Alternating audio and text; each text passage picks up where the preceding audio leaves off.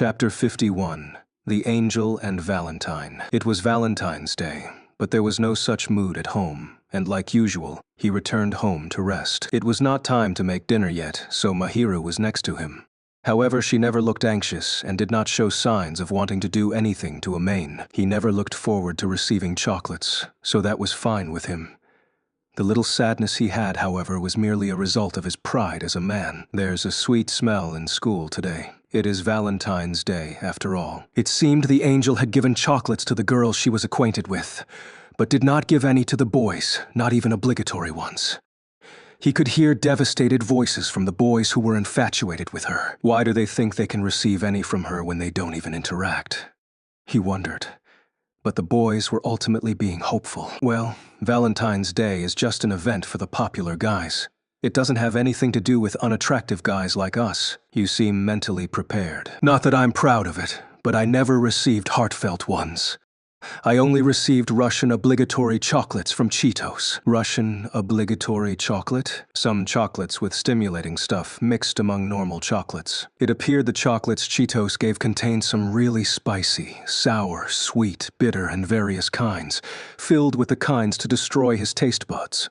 He was terrified of eating them. She made something really amazing again. I'll eat it, so if it looks like I'm suffering, please forgive me. You will eat them all, I suppose. Of course, she prepared it for me anyway, so I'll eat it. It's not poison. While there were stimulants inside, they were not harmful to the body, so he intended to eat those chocolates gratefully, since she made them for him. Since she spent the time making them, the recipient should finish it. However, he was really unenthusiastic about eating stimulating stuff. I see. Well, I didn't receive anything else. I'm not a Ryaju. Valentine's Day isn't something I can talk about. He was fine just receiving one obligatory chocolate. He brooded, wondering how to repay her a month later as his eyebrows dropping. Mahiru in turn silently stared at him. After dinner, he ate Cheetos' chocolate and fell prone on the table. He received 12 truffle chocolates from Cheetos, divided into time intervals. There were 4 types of jackpot. A 1 in 3 chance of striking. The grand prize was the really spicy one. So Amain, though he could eat the others normally only to end up like this. You hit the jackpot. I want to eat it over a few days, and this happens. Mahiru was in the kitchen making drinks when she noticed Amain and approached him with a voice of pity. He barely managed to swallow it, his mouth no longer feeling spicy, but pain. He knew spiciness was not really a flavor, but that was not the problem. Should he be considered lucky? This really was not something edible. It was bearable, but absolute suffering. The wasabi's unique sting agitated his nostrils, and he was impressed that Cheetos really mixed all these flavors in, bemoaning with natural tears in his eyes that she should not have put in that much effort. His nose and eyes were attacked by the wasabi. The habanero and pepper burned his tongue. It was an intense taste. Painful even, one piece by itself left him battered all over. It is unfortunate, but you may think of it as encountering hell first. All that is left is heaven. Despite that, she was powerless to do anything about this pain. Amain really yearned for this pain to quickly vanish as he heard a soft sigh, and from the side, there was a thud. Here, use this to wash it off. He lifted his head and found a steaming mug next to him, giving off a sweet smell. It contained some thick, brown liquid. Cocoa! Similar. This is chocolate chaude. Well, basically hot chocolate. It is not that sweet, but should be sufficient in clearing your tongue. You saved me. For the time being, Amaini's urge was to wash off this pain. He poured the hot chocolate from the mug into his mouth, and the warm, rich flavor spread. It had the sweet scent of chocolate, but the flavor was not too sweet, bittersweet rather. Easy to drink and comforting. Delicious. That is good, she answered flatly. But he did not mind as he tried to conceal the pain in his mouth by slowly savoring the hot chocolate. The chocolate itself did not contain much stimulant, and instead, they were mixed into ganache, hardened, and a coating of sugar was added. It was really impactful at first, but it eased up after some time. Once he was done drinking, his tongue was back to normal, though a little numb. Ha! She really mixed everything in. Was it that spicy? Well, she added pepper, wasabi, and habanero. Goodness. Good thing there's something to clean my mouth up. I would have died if I ate it out there. A silver lining in this misfortune, it seems. Too right. Damn, you Cheetos. So he cursed. But he could not blame Cheetos, and she probably wanted to give him a surprise. Besides the jackpot, the others should be relatively normal, and she was not being malicious. She did make it for others, and tried it herself, so Amain could only give a wry smile at that. Speaking of which, it's rare to see hot cocoa now. Isn't it usually hot milk? Well. Wait, you're making this for Valentine's? Mahiru would usually drink hot milk or milk tea rather than hot cocoa. It was rare for her to make such a drink, so he asked, feeling a little hopeful. Well, thanks. You saved me. She nodded slightly, and Amain heaved a sigh of relief. If she denied it at this point, he would be embarrassed by how sensitive he was being. It seemed he got it right this time. Mahiru probably used Valentine's Day as a roundabout way of doing this, but he was really grateful for this. Once he told her it was delicious, she shivered a little uncomfortably. What is it? That. He sat next to her, but he assumed that she would stammer if he prompted her, so he made sure to sound kind, asking again. After prompting, Mahiru buried half her face into the cushion she tightly embraced and looked up at him. Her body shriveled slightly as she looked up, and she looked so adorable. Amain had the urge to pat her head. She was acting like a little animal, strangely adorable, capable of coaxing anyone to smile. Amain waited silently, but she shivered, not continuing on. I shall head back. And for some reason, she suddenly stood up and took her belongings. Amane blurted out, and she teetered away from the living room. Amain remained rooted as the entrance door opened and shut, followed by the sound of the lock. In the blink of an eye, Mahiru was gone. It happened too quickly, and he blurted out, "Did I do anything?" He was half confused as he never expected her to run away, half worried that he did anything to ruin her mood. Such was the anxiety filling his heart. What do I say to her if she's still in a bad mood tomorrow? He wanted to check on the entrance door she left by, only to notice a little paper bag hanging on the doorknob of his room. It was the pink paper bag she brought along when she left, with a message card pasted outside the seal. "This is my daily thanksgiving to you for being in your care all this while." Typical of Mahiru, the card contained her polite, cursive handwriting. He looked into the bag and found a chocolate-colored ribbon wrapped around a pastel pink box. Why here? So he wondered, but he immediately realized she hung it there. It seemed she found it too shameful to give it to him directly. She said she would not give to the boys, and this left her hesitant. Couldn't she just give it to me normally? He gave a wry smile, thinking how she was rather reserved at such a moment, before removing the contents. The box had a cute wrapping, just like Mahiru, showcasing her feminine side. He felt a little uneasy about whether he should receive her present, and slowly removed the wrapping, opening the box. Inside it was chocolate-coated sugar-preserved oranges, each wrapped individually in vinyl. In other words, orangettes. The bright orange colors and the glossy dark chocolates looked really dazzling, and they looked really delicious. There were normal chocolates and white chocolate's coatings, and lemons too, ensuring that he would not get sick of them. Attached to the orangettes was another message. "It seems you dislike sweets, so I made something easy to eat. It will be great if they suit your tastes." Such was the message written, and he recalled the event 10 days ago or so. "How do you like it?" "I don't really hate or like sweet stuff. Something not too sweet, I guess." She remembered his conversation with Cheetos and took note of his preferences. It was just like Mahiru to notice the details and to remember his likes. This was her gift to her, and these factors combined together left him embarrassed, his face a little hot. He stared at the normal orangettes that were individually wrapped for easy eating, and took one. The bright glossy chocolates formed a beautiful contrast with the oranges. He took a bite. Spreading in his mouth was the sour sweetness of the sugar-preserved orange, and the slight bitterness of the dark chocolate. The two flavors meshed perfectly, creating an impressive harmony. "It's delicious." He found them tastier than those sold in the shops, probably because it was made by Mahiru. So he thought as he took another bite. Mahiru's orangettes were sweet, sour, and a little bitter, but for some reason it was incomparably sweet. Chapter 52.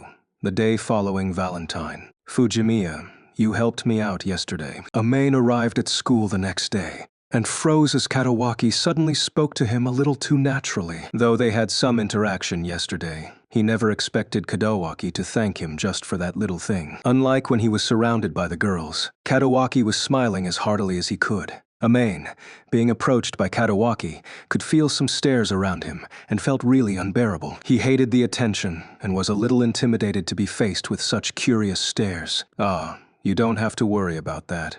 Looks like you had it tough too." "Sort of." Katawaki looked into the distance, and Amain answered with sympathy.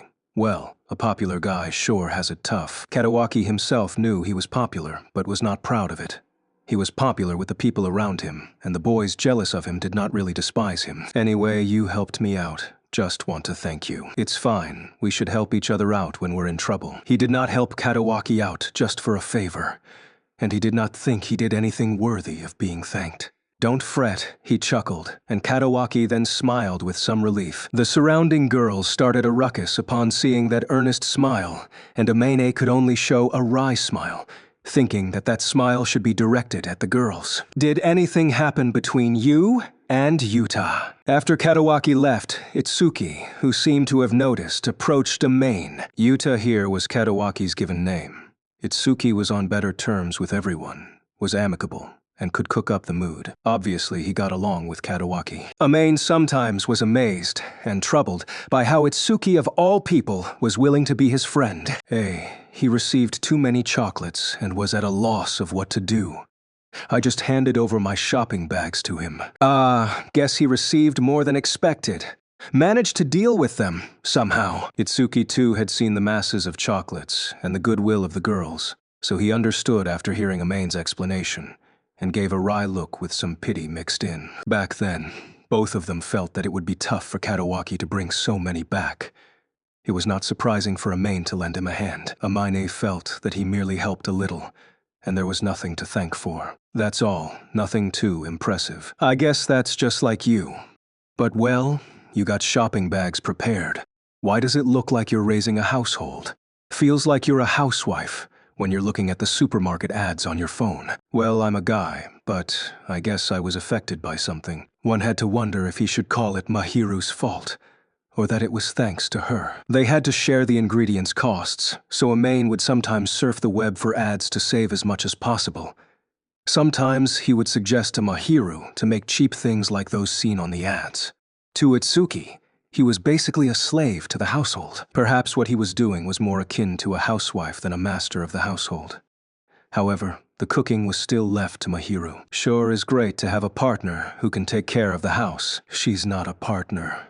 What about Chitos?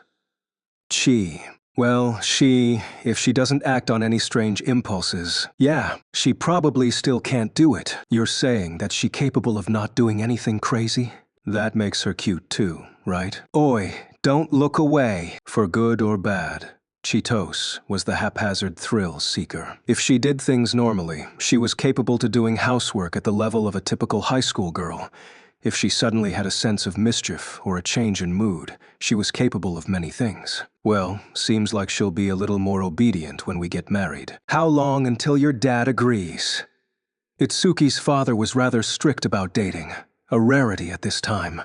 He would not meet Chitos, and was displeased about them, dating with the plan to get married in the future. In contrast, Chitos' parents were really welcoming of Itsuki. Isn't it usually the opposite? Amane was dumbfounded when he knew of it. Well, I'll try to convince him when I'm an adult. Like, does he want to see a grandchild? He was not going to listen to his father regarding this, and merely shrugged at it. But his eyes were full of seriousness, and he was indicating that he would fight until the very end. He showed thus far how much he loved Chitos. Amain felt it was impressive for Itsuki to consider marriage in high school, and was supporting them. Well, you're not going to give up until he gives up. Do your best. Oh, you too. For what? You and her, right? She and I don't have that sort of relationship. Don't guess randomly, he said, as he turned his face aside, only to hear Itsuki's elated giggle next to him. Chapter 53. The Promise with the Angel. Amain returned from the supermarket with the requested ingredients and found Mahiru already waiting for him on his sofa. It was a usual scene, but the only difference was that Mahiru was hugging the cushion. her arms wrapped around her knees as she sat on the sofa. She was pouting like a child in this posture, but she seemed more embarrassed instead, and was so adorable that he did not know where to look. Thank goodness for the long skirt. Amain averted his eyes awkwardly, went to the fridge, and put the ingredients in. He returned to the living room and found Mahiru peeking at him. He sat next to Mahiru and saw her stare averting elsewhere. Mahiru, thanks for yesterday. It's delicious. Thank goodness. He knew she was still concerned about the previous day, but he thanked her as he was really grateful. Upon hearing that, her eyes looked towards Amain, her face still half buried in the cushion. What do you want as a return gift? I did not give you that just for a return gift. I get that, but I should at least respond to your earnest thoughts with my own, right? It's embarrassing for a guy to accept without giving back. Amain firmly believed in the concept of returning what he received, and to him, since she had made such a delicious thing for him, he had to repay her in some way, and he was not going to compromise on that. After all, it appeared she never once did so to the others, but she made some for Amain's personal tastes, and that would have taken some effort. I have received lots from you, Amane-kun. Actually, you've been offering so much for me. You've been cooking for me, and I've been causing you trouble. I am doing this because I like it. You may not have noticed, Amain-kun, but you have given me lots. That is sufficient. Amain felt he never gave anything to Mahiru, and that he was the receiving side. So he wanted to repay Mahiru, but the latter did not seem to think so. But that's different. Well, I'll think of something you'll like. Even if Amain had unwittingly given her something, it was different from a White Day's gift. Since he received chocolates on Valentine's Day, he should repay her on White Day. It was a form of basic courtesy. I am not going to compromise. He gave her such a look.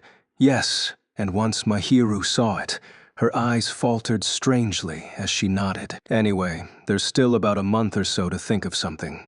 Will be great if I can think of something you'll like. Do you have that much free time? We are starting our end-of-year exams next week. After that will be the closing ceremony. Mahiru pointed out in surprise. It was true that their end-of-year exams would begin the following week. On this day, the school still had some aftertaste of Valentine's Day, but it would quickly shift to a tense mood right before the exams. It was not something Amain had to worry about in particular. Well, I just need to perform during the exams like usual. Not like I'll be retained. No need to worry.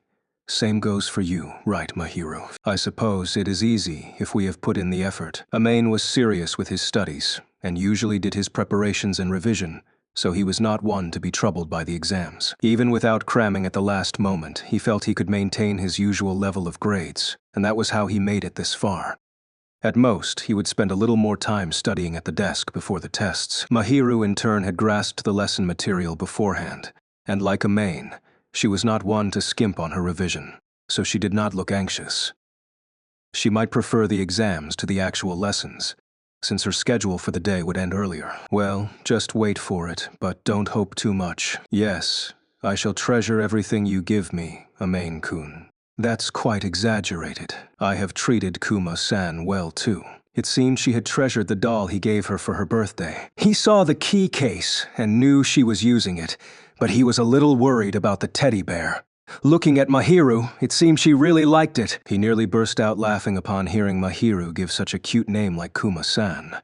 But if he did, he might get glared, so he held it in. If he could remain with Mahiru like this, what should he give for her birthday this year?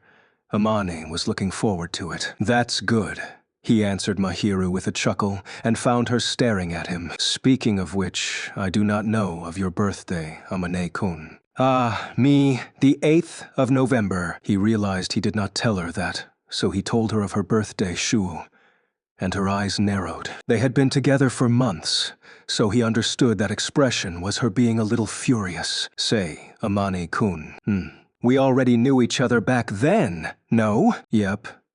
Why did you not mention it back then? You never asked. You never mentioned your own birthday. I only knew when I saw your student ID. And anyway, our relationship wasn't as good as it is now. If I mentioned my birthday, you would be wondering what I'm talking about. It's my birthday. Even if he said that to Mahiru, she would have answered, I see, and left it at that. For Amain, that would be akin to begging for a present, which he hated, and he did not have such shame. There was no need to mention, and they were not so trusting of each other, which was simply why he did not mention it. But, you don't have to worry about that, you know. Then I shall celebrate your birthday this year. It seemed Mahiru was still not satisfied as she turned towards Amain, tugging firmly at his sleeve as she declared this. Well, she probably was displeased that only she got to celebrate.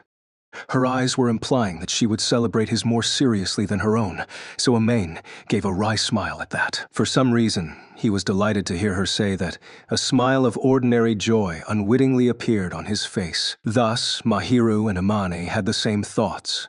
She wanted to be next to him, and that thought made him happier than anything else. So, we're promising to stay together until then, he nonchalantly quipped, and Mahiru widened her clear caramel-colored eyes, her cheeks instantly blushing as she moved her hand away from his sleeve, slapping the cushion. It seemed she was embarrassed to have this pointed out to her. Anxious to hide her embarrassment, she vented her tantrum on Amain, who nearly smiled again after seeing such an adorable scene. I do not dislike you, Amain-kun. I feel calm being with you. That is fine. I see, thanks. I do not mean anything else, though. I know that at least, she hastily added, and he nodded understandingly, but for some reason, she looked a little displeased. Chapter 54. How to Choose a Present. Amain was usually studious to begin with and attentive in class, so he passed the exams without much effort. He checked his answers with Mahiru and found his score to be around the usual. Well, he had a good attitude at school, so he did not have to worry about retaining. Itsuki too scored decent marks, and Chitos managed to avoid failing, so it seemed those Amain was well acquainted with were in no risk of repeating the year. After their exams, they would be sending off the third years during their graduation, which he had nothing to do with. After that would be the closing ceremony. But before then, there was an event, a problem. What do I repay her with? Yes, the returning gifts all the victors of Valentine's Day would have to repay. Leaving aside whether Amain was a winner, he naturally intended to repay Mahiru and Chitos after receiving gifts from them. However, he was troubled as to what he should be giving. For Chitos, he planned to buy the White Day package from the cake shop they bought from on Christmas, along with some collectible character goods. The problem was Mahiru. He felt Mahiru would be glad to receive anything from him. She would gladly accept anything from Amain, and seemed to be more concerned about his feelings, not particularly fussy about what he would give. Even if he did pick from her likes, he only knew she liked sweets and cute things, which most girls would. Thus, he was frustrated about what he should be giving her. After all, the whetstone she mentioned the last time was out of the question, as it would be pointless and tight on his budget. But he was still wondering what to give. He would prefer to give her something to enjoy, rather than something practical to her. So he thought as he wanted to the general store, looking at the White Day corner. Nevertheless, he could not figure out what she would really be happy with. It would be great if the gift he gave this time would garner a similar reaction to the teddy bear the last time. No point giving a doll twice. There were lots of cute dolls, but there was a lack of variety, giving two of the same items. However, Amane's poor imagination could only think of cosmetics and accessories as things girls would like. He was unsure if they were close enough for him to choose an appropriately designed accessory for her. At the very least, she would accept it, but he wondered if she would be delighted with it. Of course, he felt that as boy and girl they were on good terms, but he wondered if an accessory would make her happy. It would be fine for Itsuki to give to Chitos, but a question mark, Amain was to give it to Mahiru. So he wandered around the special sales corner with a frustrated look and might appear to be a suspicious fellow. While he had changed into his outdoor clothing, it would be weird for a boy to be wandering around the cute goods. He grumbled that nothing would fit, only to be approached from behind. Is there something you are looking for? He turned back to find a lady of vague age wearing the shop's apron, smiling and standing behind him. She probably came to assist, seeing how Amain was being bothered. There was no other reason why she would approach such a suspicious-looking person that was wandering around. I'm wondering what I should give for White Day. Is there nothing that catches your fancy? People have chosen items from other areas here. I shall look for some. I don't mean that. It's just that I don't know how to describe our relationship. I don't know what I can give to not be hated. In what sense? She's not a girlfriend, but rather close. Like, for example, I don't know if she'll be happy about receiving accessories from someone she might not like." His explanation was vague as it was embarrassing to do so. But the female clerk smiled upon hearing that, probably bemused by his worry. It's common for males to worry about such things. Then, how did they decide? Well, most of them were bothered, but they made up their mind to buy. If you are close enough, you can give one, and she won't hate you usually. She won't hate you. Once he heard those words, he felt relieved. Nevertheless, he was a little panicky about giving her an accessory. She usually dressed herself well, but usually would not put on any accessory. The few times she wore them, they were all posh. She had a keen fashion sense, and he had no confidence that whatever he chose would be to her liking. If you want, shall I recommend you a few popular items among the females? Over there, please. Grateful for this assistance, Amain straightened his posture without thinking, and nodded. And you bought it. After explaining to Itsuki, he was laughed at, giving a look similar to the clerk the other day. They were eating the daily set meals in a corner of the cafeteria, and Amane accidentally blurted it out when they were talking about White Day. "Shut up, but well, I'm giving her an accessory even though we aren't dating. Isn't that a little weird? Stop being lame. You're a guy. Hold your head up high. Besides, she's happy to receive anything as long as it's from you. Right? Since you mention it, yeah. Given Mahiru's personality, she would be happy to receive anything from him. Amain, however, hoped to give her something that would really delight her, something she would use, and was worried if it would meet her requirement. "So, what you bought?" "A pink and gold flower motif bracelet." He felt that rather than the cool-looking silver and the impressionable, glamorous gold, the cute pink and gold would be more fitting of Mahiru. As a student, he could not possibly buy precious metals, so he chose something similar in appearance. Of all the accessories of the same color, he felt he chose one with a fine design most suitable for Mahiru. "What? That sounds like it'll make her happy, you know. Don't you find it unattractive?" "No. Aren't you worrying too much? Why are you so pessimistic here?" "She's the first girl I'm actually giving a present to. His mother would not count as such, and neither would Cheetos. He would be giving Cheetos sweets, which she wanted, and he did not think that was a gift." "You really lack confidence in such things." "Like, how can I possibly have confidence here? It's to her, you know." "She was happy with the teddy bear, though." "Well, that's right. Amain, look at your feelings. You spent money, you bought the item, so now you just have to put your feelings into it." Itsuki said so frivolously.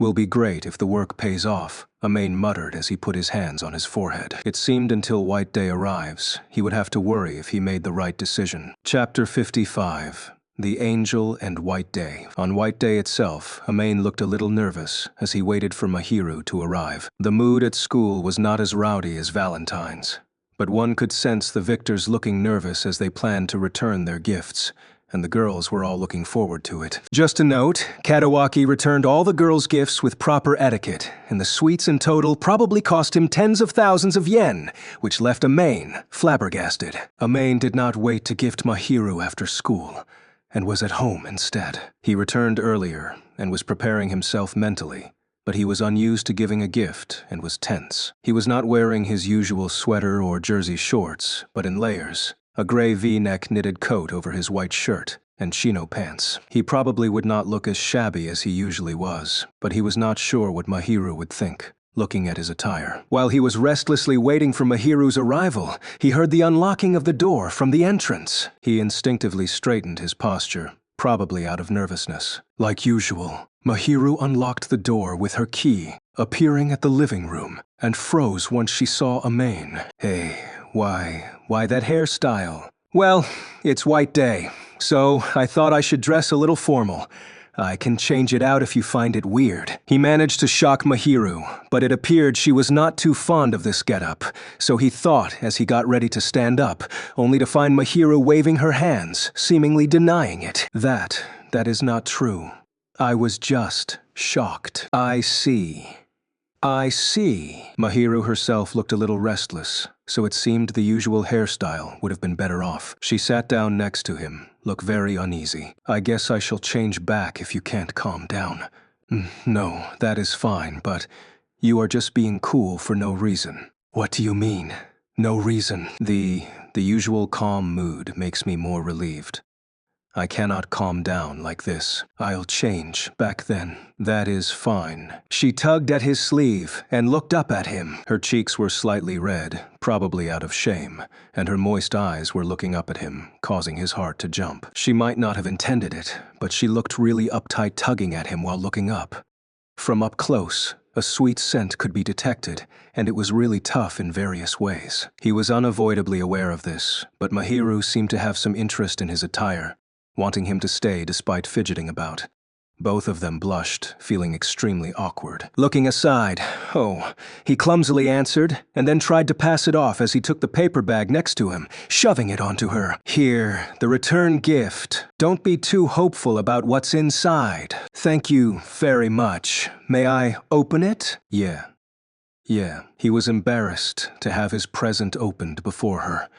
But he did not stop her. He bought a velvet box to make it look presentable and put the gift inside.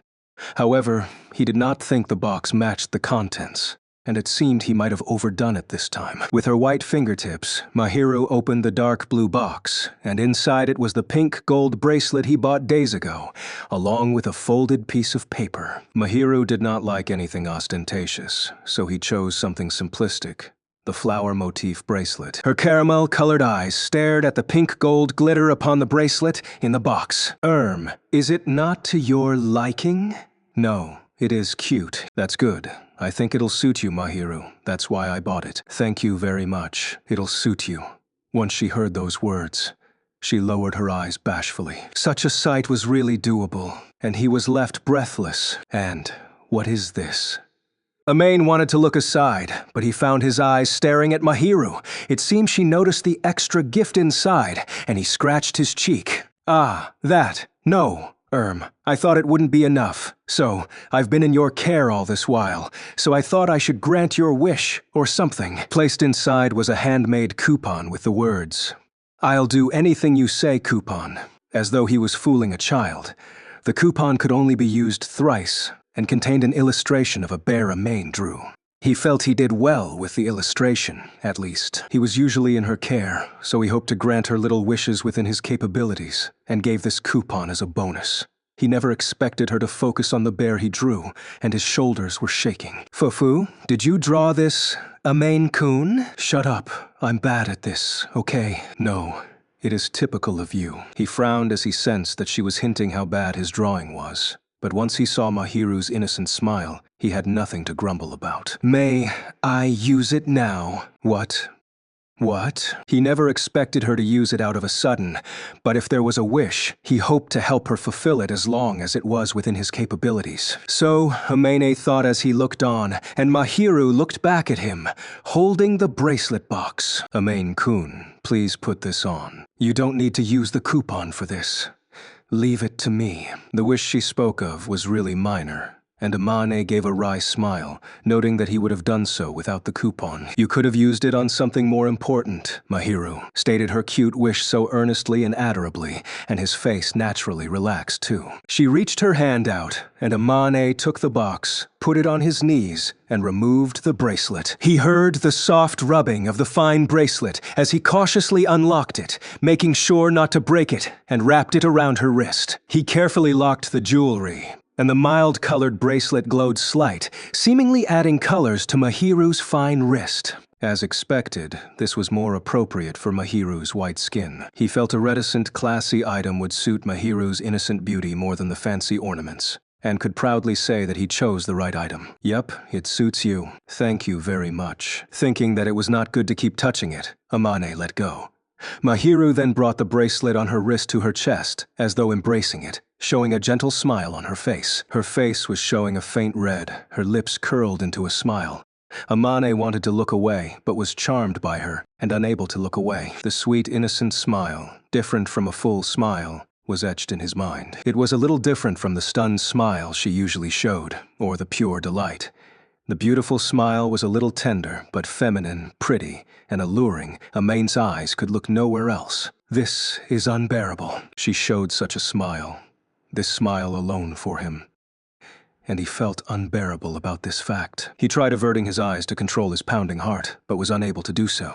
Finally, he ended up staring at Mahiru until the latter noticed she was being stared at and buried her face into the cushion out of embarrassment. Chapter 56. The day after White Day. So, how did White Day go? The next day, Itsuki asked Amain about the latter's thoughts, who then frowned hard. Itsuki was considerate enough not to ask Amain at school.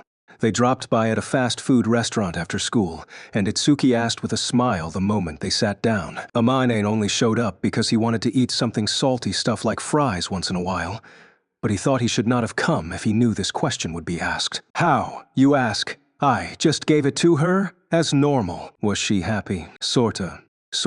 Whether she was happy, the answer would be yes, she was. She did not smile as innocently as a child, but her smile to Amain was apprehensive and sweet, unspeakably alluring. He felt she should be rather happy. He felt restless just recalling that beautiful smile. He tried to answer as calmly as possible while he suppressed the heat rising up from within to his cheeks. Itsuki then folded his arms. Yep, nodding away in understanding. So, looking at you, it seems to have gone well. I guess you caught her fancy to see her adorable smile. Wah. See? You two are on better terms now. Amain bit his lips after hearing this voice that was more impressed than teasing. Itsuki would never probe into anything Amain did not want others to know of. But as a close friend, he would accurately pinpoint what the latter was thinking, which made him difficult to deal with. Even if Amain wanted to retaliate, Itsuki was on such good terms with Cheetos to begin with, so it was pointless. Gare. Aman gritted speechlessly. Itsuki showed a calm smile, the ambiguous calm expression infuriating the former. Left with no choice, he turned his face aside as he ate the fries, and Itsuki shot him a wry smile. You look rather happy to me, though. Seems like spring has come for you, Amane. That's not it. You don't know what you feel about her. Nope, that's impossible. It was true that Amain personally knew how Mahiru really trusted him. In that case, he intended to be close enough such that he would be the most trustworthy to her. Amongst all she was acquainted with, Amain might be the one she could open up most to. However, it would be wrong to say it was love. Sometimes he would be embarrassed as he treated her as a girl, but that was common between those of different genders. He had received her goodwill, but he did not think that involved any love. Recently, he had started to tidy his appearance a little bit, but the fact remained that he was a lowlife, and he did not. She would like someone like him. Seriously, you're having low self-esteem here. You're always thinking that you're not the type to be liked. It's like she's been given everything from the heavens. Ah, no. She did work hard for them at least. She's hard-working, cute, an amazing kid, and I got nothing. You think she'll like me? If all the pretty girls are to fall for all the capable handsome guys, those unpopular guys will launch terrorist attacks, you know. He felt that the handsome lad Itsuki should not be saying such things. Well, if you want to take it as that, so be it. But as a friend, I'll give a prediction. What? You'll change someday. Actually, you're showing signs of change now. All that's left is for you to take the next step. You're saying, like you know me. Ha ha ha, how many years have I been your friend? Not even a year. Amain coldly retorted, seems that way. And Itsuki burst out laughing. While the conversation seemed foolish and unhelpful, but Itsuki, who was his friend in high school, seemed to be more understanding and helpful to Amain, compared to the other male friends back at Amain's hometown during elementary and middle schools. Speaking of which, You say you're not a match for her, but what you say, that attitude of yours, basically admits that you have some feelings for her. I'll stab some fries into your nose. Sorry. He was a little moved, only to have some unnecessary words directed at him, and took some fries in response.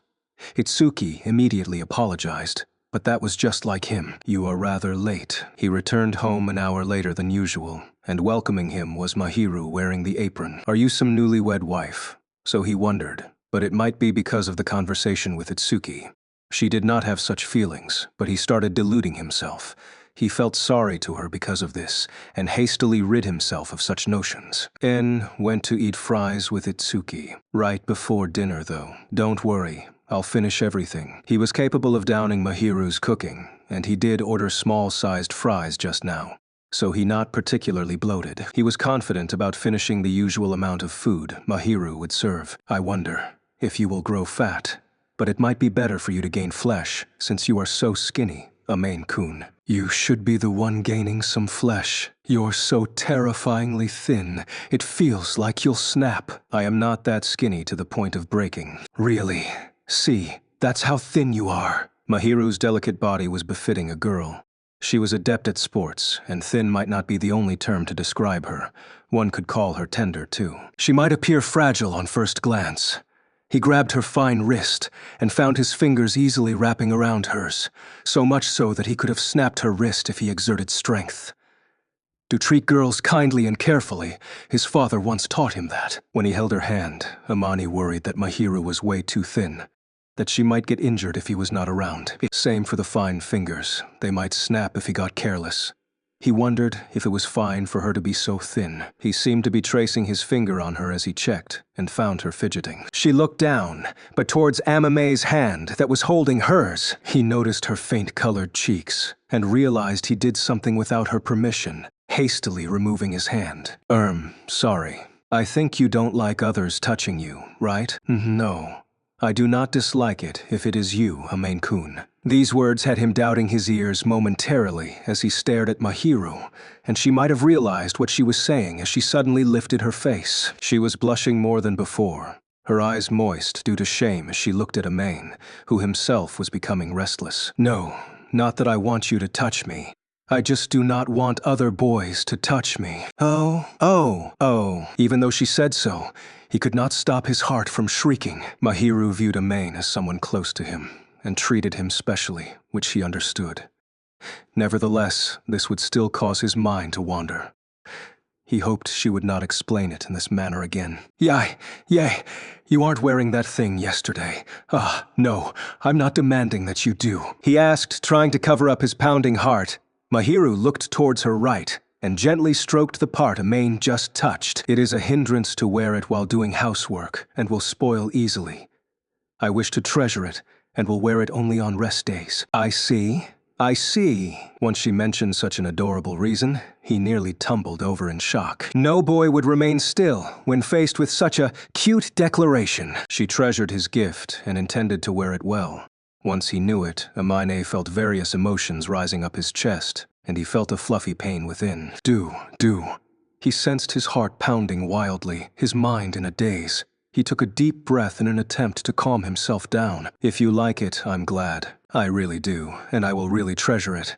Kuma-san, the key case, the bracelet, but I have been using the hand cream lots. She showed a little bashful smile. Amane had enough, and as he had not removed his shoes as he stood, he hastily removed them and went to the corridor. I'll get changed. Yes, be seeing you, Amane-kun. It was his own house, but he felt as though he was being sent off by a new wife, and his heart palpitated. He hurried into his own room and crouched down. Chapter 57, Closing Ceremony and Itsuki.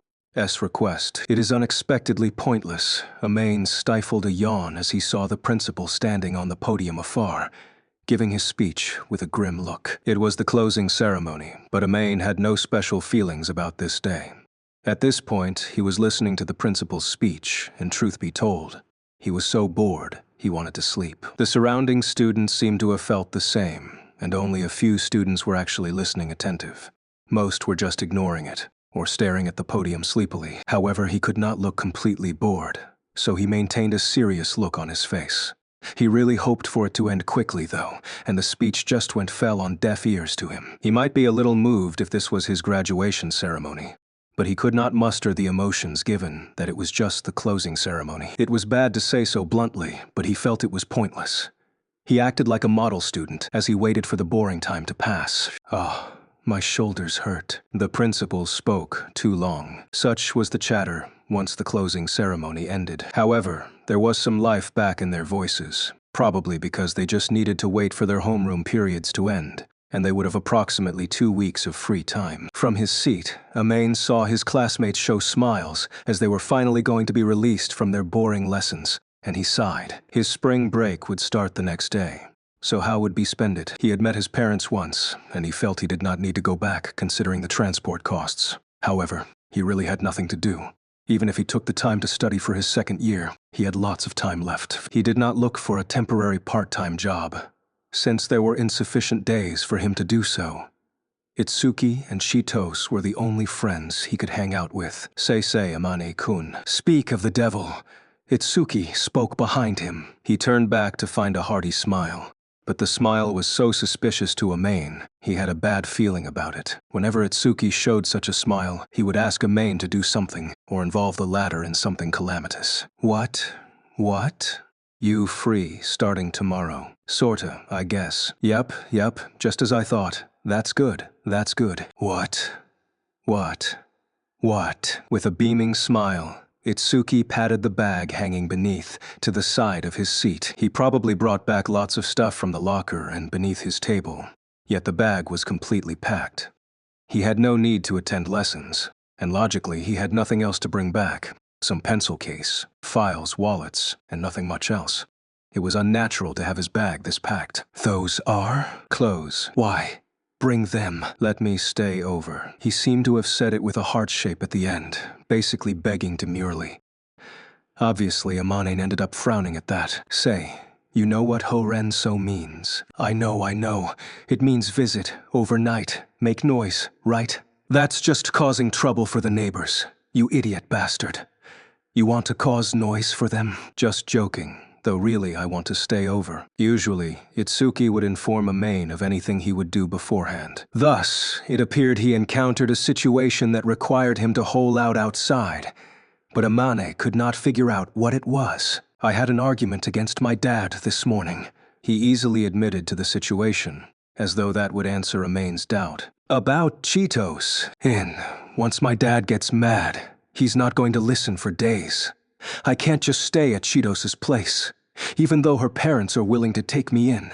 Well, and it's fine staying at my place. Feels like you'll take me in. Perhaps his thought process was, since he had stayed over a few times, even when Amain's house was so messy, it should be fine. Amain himself was not unwilling to take Itsuki in. However, the problem was whether Mahiru, who would be making dinner, would dislike this. If Mahiru was to go into angel mode at her usual respite, it might be too overbearing for her. After all, she only showed her true personality to Amain, and would keep it hidden from Itsuki. Another problem was that recently Mahiru had been acting strangely adorable recently, sometimes bashful, and he had to wonder if she was being aware of him as someone of the other gender.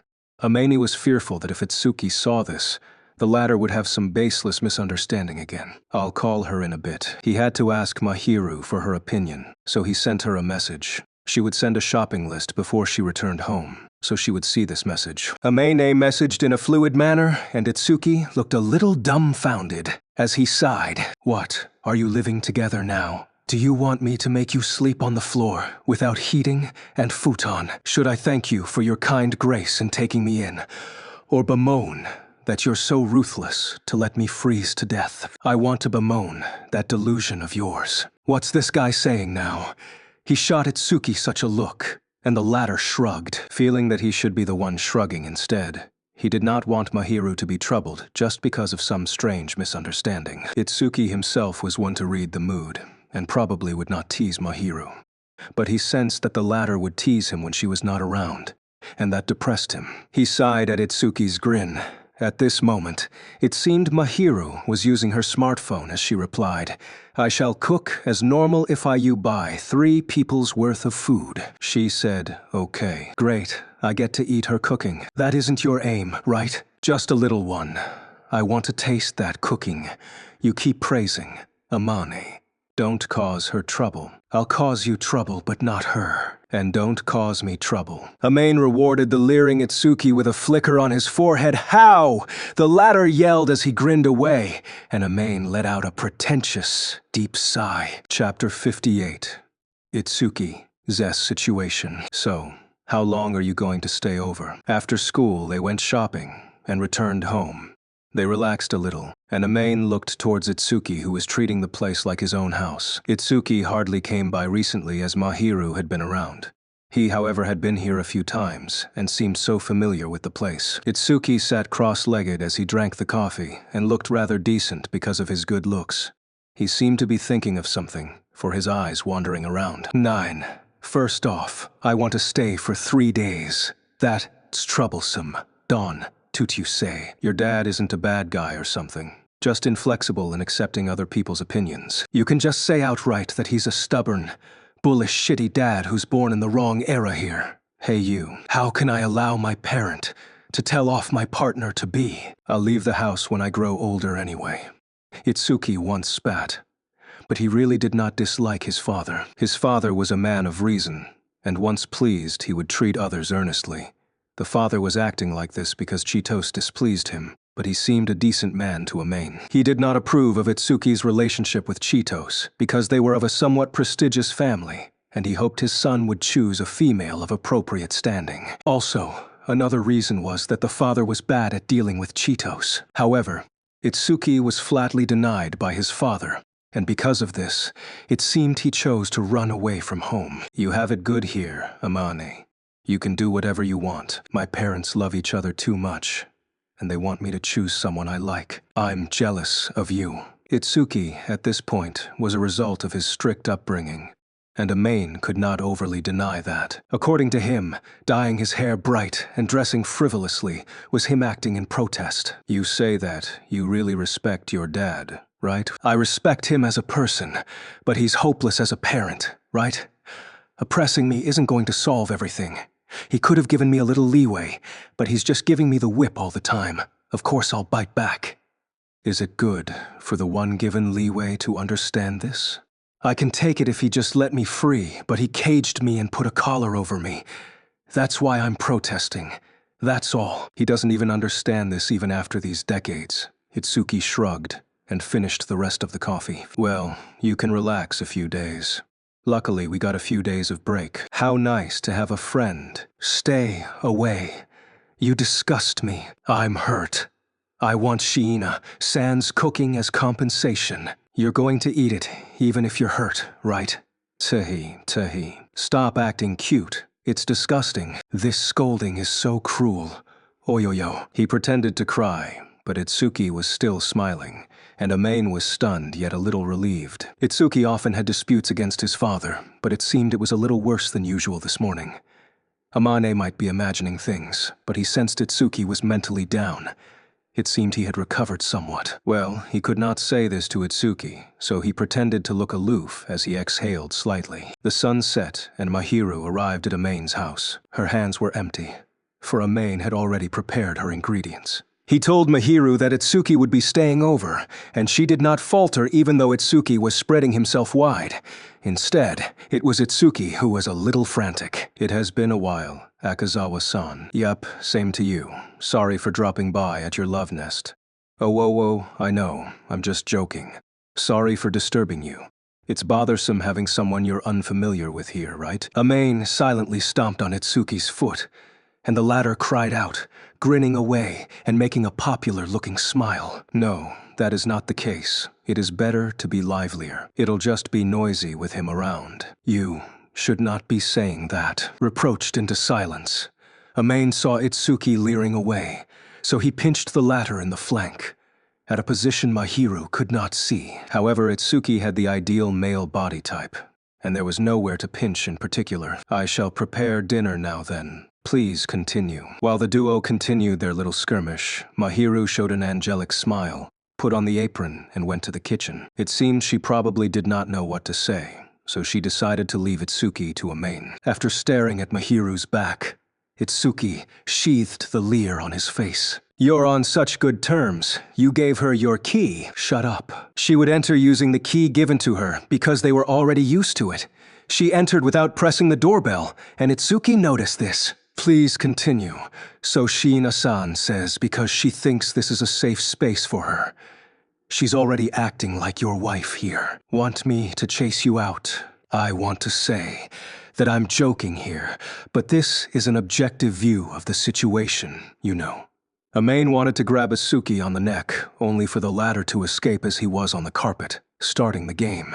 Amane got off the sofa, bumping him lightly with the kneecap, and sat next to him to play games and kill time. After a while, he heard the plates being removed. He wondered if he should let Mahiru handle everything, so he stood up and went to the kitchen. I'll help you out. Do I bring the plates with the food on? Thank you very much. He served the dishes on the table as usual, and saw Itsuki looking dumbfounded. You know. What? No, I'm not saying it. Itsuki did not finish his words as he went off to keep the game console. What in the world?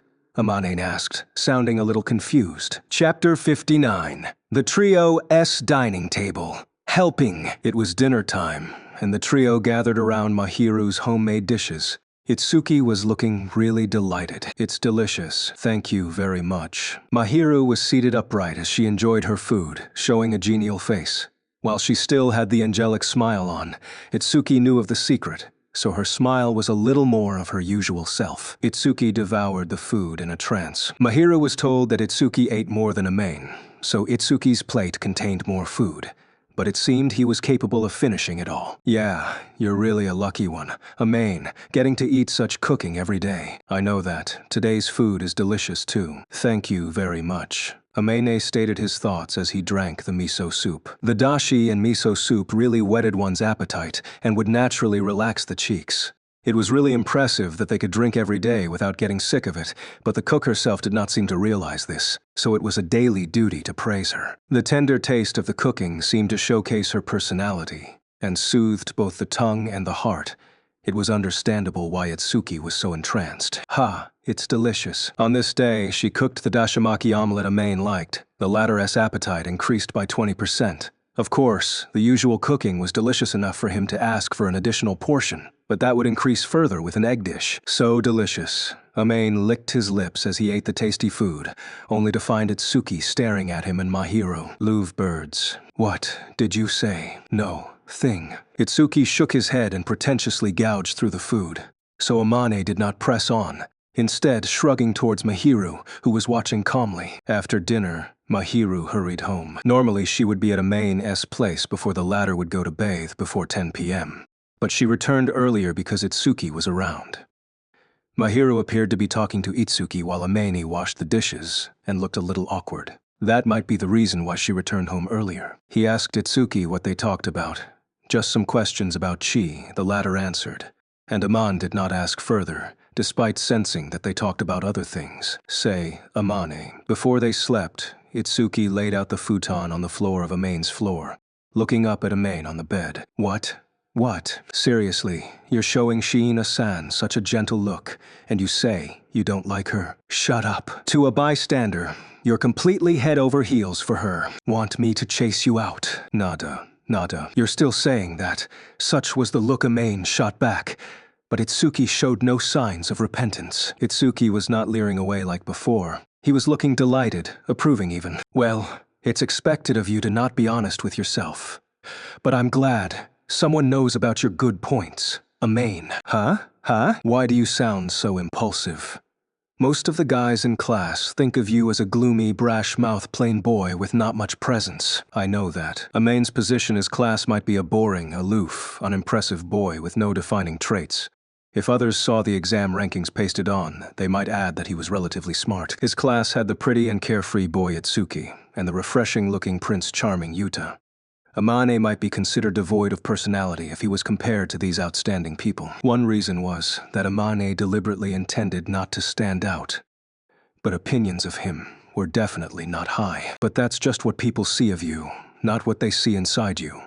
I want others to see what's inside you, but it's hard to pinpoint that without understanding you to some extent. Itsuki stared at Amane. The latter felt uncomfortable, for Itsuki's eyes were serious. The eyes showed no tinge of any attempt to joke or to tease. It's too bad nobody knows that you're really a great guy.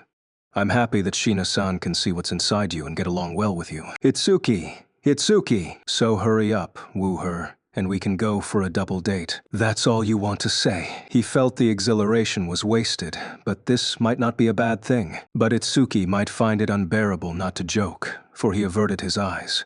And Amane guessed the words before were to hide Itsuki's own embarrassment. Chi will be happy too. You can go alone.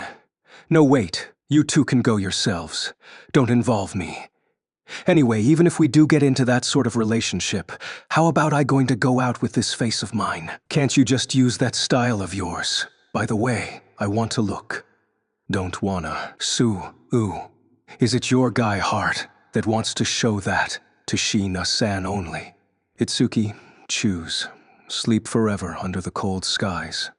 or shut up and enjoy the warmth. I'm sorry. Hitsuki sat on the futon in a seiza. Goodness, Amane muttered dumbfoundedly. Hitsuki probably thought that if Amane had a girlfriend, he would have a happier life. I guess it's impossible for me to be in a relationship with Mahiru. He was always in her care and caused her much trouble. If they were to date, he felt he would be relying on her all the time, so he was scared. He was already a lowlife, and if they dated, he would fall vertically into degeneracy. Furthermore, it seemed Mahiru was intending to avoid contact with the opposite gender. She did not seem repulsed by Amane, Shuto, and Itsuki, whom Amane trusted. Based on the occasional sight of her at school, however, it seemed Mahiru was much more guarded against the other gender compared to girls.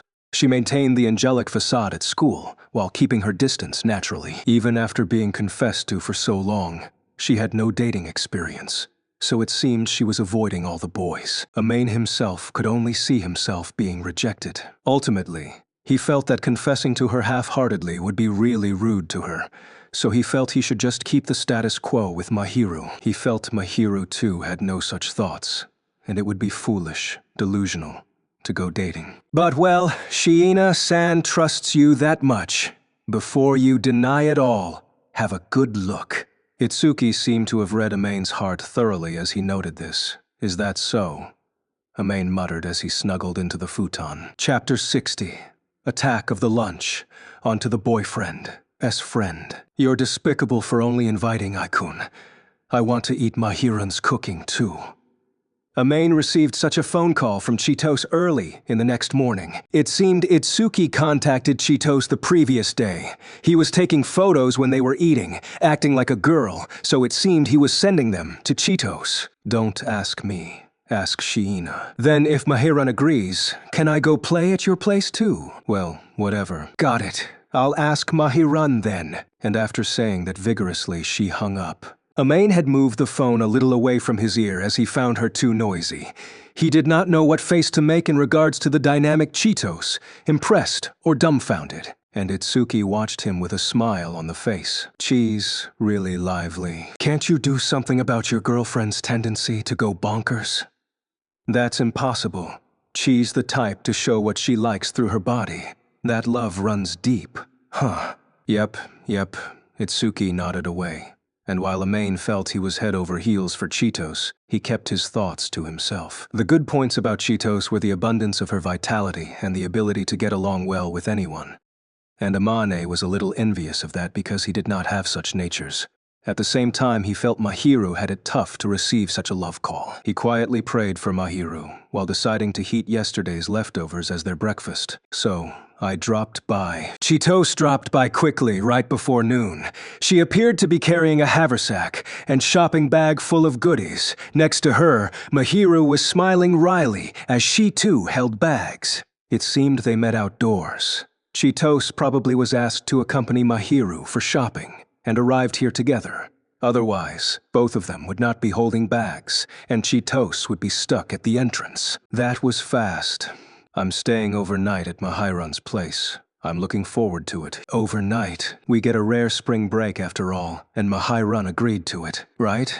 Chitose looked towards Mahiru with a beaming face, the latter merely nodding with a wry smile. She was forced to agree. Huh. It appeared Mahiru lost to Chitose's vigor. However, it seemed Mahiru did not really dislike it, just a little perturbed by the sudden development of events. Do not worry, I did agree to it. Mahiru walked towards the fridge with ingredients in hand, and whispered with a voice for Amane to hear as she passed him. It seemed she saw the little uneasiness Amane had. The latter showed a wry smile as he watched her back while she stuffed the dinner ingredients into the fridge. I'm looking forward to Mahiran's cooking. Chitose grinned away as she sat next to Itsuki, clinging onto him.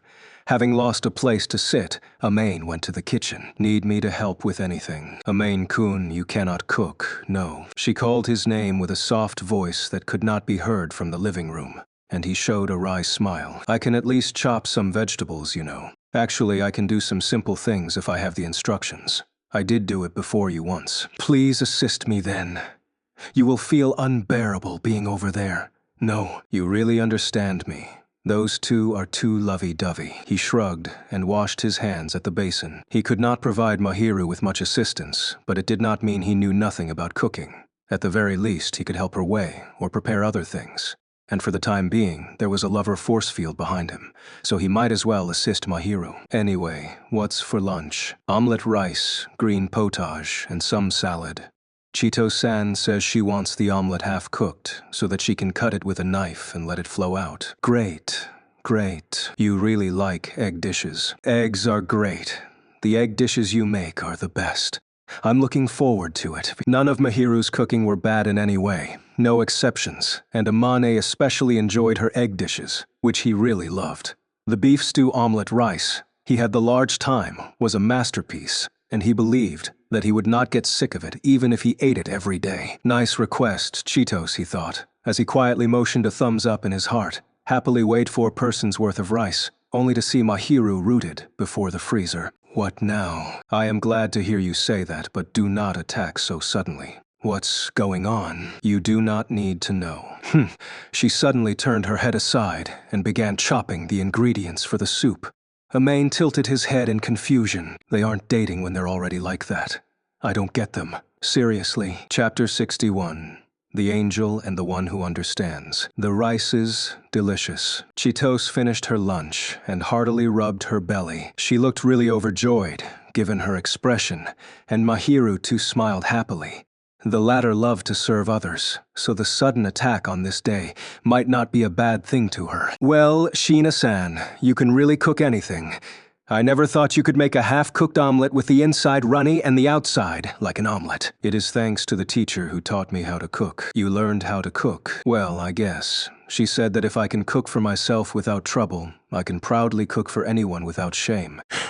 If you're so good at cooking, I think your teacher's really amazing. Mahiru was probably referring to the caretaker she was mentioned about. Surely that caretaker was the only one at Mahiru's old home who actually treated her well. I wonder if I can have such skills if that person teaches me. Just control your curiosity, and you should be able to cook something decent if you don't be too adventurous. Hey, but I can't start if I'm not being adventurous. If you don't do that, you should be able to do anything. Your curiosity and mischief ruins everything. You just needed to follow the recipe. Cheetos should be able to do better than average as long as she played it safe. Given her lively personality and bad habits, the actual result would drop by a rank. She was free and lax like a cat, but not as obedient as one, and such was her problem. She could be obedient if she wanted to, but it seemed to be tiring to her. She could be a wise woman if she instinctively knew when to calm down. But her personality just would not allow her to do so. Even including cooking, you should watch how you talk at least. There's a perfect example before you. See, but I can't become like Mahiran here. It's too restraining. Aren't you being rude to Sheena? But Mahiran seems very restrained too, or a little suffocated. From time to time, Cheetos would read a person's true personality to a shocking, precise level. Mahiran, at school, just feel lifeless. You think so? We're in different classes, so I can't say. But it feels like instead of you acting boring, it feels like you are taking a few steps back and looking at everyone from far away. It's like you're kind to anyone, Mahiran, but you never open your heart to anyone else. It was likely no, Cheetos was definitely correct. Mahiru appeared a good child who was kind to everyone, but in fact, only a rare few could see beyond her fayadade. Mahiru wanted to be a good child and did her best to avoid showing her true personality. She herself knew this best and looked a little gloomy. However, Cheetos grinned away as she reached towards Mahiru, seated next to her. You're being super-duper cute at such a private setting here, Mahiran. That's why I know this is your real self. I prefer this side of Mahiran. She giggled as she latched firmly onto Mahiru. The latter looked aside for a moment, seemingly a little perturbed, but she did not seem to refuse as she made some limited contact with Cheetos. Say, Mahiran, I think you can act a little more honest. See, Amain's been pampering you, you know. He's always pampering those he's familiar with. You can seal the deal immediately if you ask to be spoiled by him, Mahiran. I will not. It is not what you are expecting, Cheetos-san. Mahiru turned her head abruptly. Real lie? And Cheetos smiled, looking towards Amain for some reason. Amain probably could not do anything even though she was looking at him. If Mahiru did not ask, there was nothing for him to think about, and he could not pamper her. Mahiru hoped to be independent, and it was best to respect her wishes. But just if she said she wanted to be pampered, he could not say he would be unwilling. He did not have any reason to hesitate. If Mahiru was willing to express all her troubles in her heart to him and ask him to help her, he had confidence that he could hold up her little back, as though everything was to be expected. Once again, he realized how close their relationship had become and felt awkward about it. But he did not express it as he looked towards Chitos and Mahiru making contact with each other. Well, pretty girls on such good terms are really good for the eyes. What are you saying? He ignored Itsuki's perverted words as he saw the two of them getting along well. Mahiru finally had a friend of the same gender she could show her true personality to, and he was a little relieved. Naturally, Chitos's stayover place was at Mahiru's house. Amene thought she would prefer to be with Itsuki, but I've been living with Ikun often, so I want to be with Mahiran this time. So, after dinner, she went to Mahiru's place happily. He knew they were close to each other, and that Itsuki often stayed over at Chitos's place, so there was nothing strange about those words. But for some reason, he felt a little awkward knowing the fact that they had been staying over often. What are you imagining, you silent pervert? Itsuki shot Amane such a look, and the latter stomped on the foot again, being merciful enough not to stomp on the pinky. Say, you don't have to hide your embarrassment by stomping on others, right? Your fault for guessing randomly. Amane was grumbled at right when they were about to sleep, and turned his head aside. He did not stomp for real, and the pain would soon subside, so Itsuki did not appear to be blaming him. One might say it was a minor scuffle between boys, and neither would actually bicker over this. Amane too was often slapped by Itsuki. It was common. At this age, it's common to be staying at another place. It's normal. Who knows? Can we stop with this topic now? Logically, guys should be talking about this, right? There's no such logic, so stop it. He did not want to hear his friend yap about stories between couples, and glared to end this topic, only for Itsuki to show him a delighted smile. Seriously, you're either a herbivore or too innocent. You want me to beat you up? Well, that's why Shina-san opened her heart to you. If you're greedy, she's not going to approach you. Good job. Itsuki grinned as he gave a thumbs up, and Amane showed a bitter look he would never ever show to Mahiru. But that face was completely ineffectual against Itsuki. He clicked his tongue and glared at Itsuki. There was a light-sounding electronic sound from the smartphone. It appeared to be a message received, and Amane stopped glaring at Itsuki as he looked at the smartphone screen. It appeared to be a message from Chitos. He opened the app, thinking it was about their next day plans. What he saw was a message sent along with a photo. Looky look, Mahiran's so cute. I took it with her permission. There was a photo attached with that one line. The photo showed Mahiru, just sitting on the bed. Behind her appeared to be the bedroom. He would not have any thoughts if that was it. But the problem was her attire and her expression. She was wearing her nightgown. That alone would be normal, but she was wearing a loose one-piece nightgown with long sleeves, or in other words, a negligee. The faint pink color further showcased her femininity, making her really adorable. She might have just taken a bath, for her sleeves and collar were showing skin.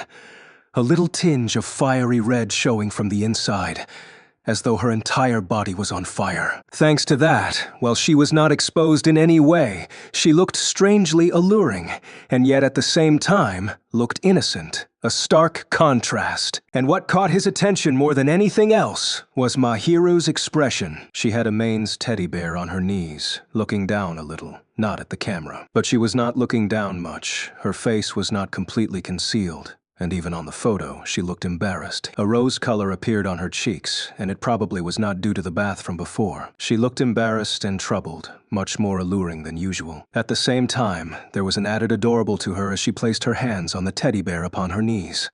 Even though it was a photo, Amane felt his cheeks starting to heat up from inside. That idiot. What was Chitos planning? Sending such a photo? Why show it to Amane before he slept? How could he sleep as though nothing had happened? Why are you blushing looking at your phone? Some arrow pick. Like hell it is. Then what are you looking? Itsuki dropped by to have a look, and before Amane could hide it, the message on the screen entered Itsuki's eyes, and the latter showed a proud smile. I see. You're really innocent. Amane-kun. Do you want to sleep forever? Are you hinting that I should die? Do you want me to make it direct? Don't be so heartless. No, no. But any boy would be amazed seeing that angel like this. Ah, no. Chi's the best. Slow down, you bastard. Goodness, he combed his hair with his palm as he sighed, only to hear a shudder noise. Itsuki. Noel, Chi asked me to take a photo of you for commemorative purpose. Amani, it's just a little thought. That's not okay. Whatever. It's just that. What's the point of taking a photo of me? I'm not going to send it to anyone else, relax. There's a purpose to that. Amane did not know what purpose that was, and stared at Itsuki dumbfoundedly, but the latter merely smiled with satisfaction. What's he going to do with that photo of me? He sighed hard, and Itsuki muttered with a voice softer than Amane. Why's he so oblivious about himself? Chapter 62. The Angel Self. Destructed helping. I'm tired. Itsuki and Chitos ended their stayover. Aman and Mahiru were seated on the sofa. It was the third day, and the stayover at Amane's place ended. It seemed Itsuki would be staying at Chitos's place for another day or two. Chitos's parents would welcome him for a few days. It seemed they wanted him to stay for longer, but he refused after all. After eating Mahiru's lunch, sorry for intruding, hope you two get along well. He grinned before leaving. Amane felt Itsuki was having some baseless delusion again, but he ignored it, being too lazy to retort. You're not tired, Mahiru. I am. It has been tough, but enjoyable. I see. I see. At the very least, Amane knew that Mahiru had never invited her friends.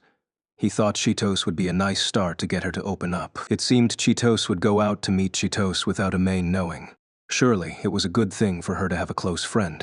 Well, she started taking photos out of a sudden, and it shocked me a little. That? Once he heard the term photo, he remembered the alluring sight from before, and his cheeks naturally turned red. Not much was exposed, but the negligee was still rather thin, and showed Mahiru's soft curves, which agitated his eyes. One might say that the low exposure instead made her more alluring. Due to his male instincts, he accidentally saved the photo in the folder, and had a strong sense of guilt as a result. Chito-san went going, so cute, and started taking lots of photos. But she never told me what she sent.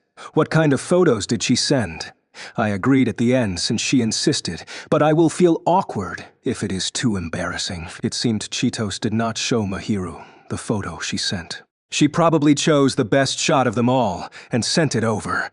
Mahiru herself might not have noticed her own expression when the photos were taken. Of course, if Mahiru herself was to see that photo, one could easily imagine her reaction. She was not in a shameful position, and her clothes were not ruffled.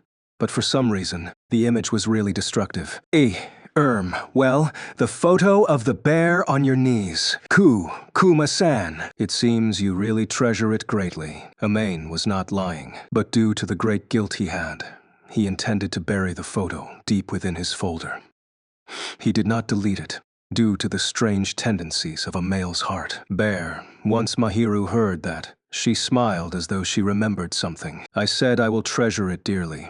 It is something important after all. As he saw her adorable, somewhat nostalgic, and gentle expression and smile, Amane gasped. Unlike her usual angelic smile, this faint smile was filled with innocence and affection, so delicate and beautiful. One would be unintentionally mesmerized. That was beyond beauty.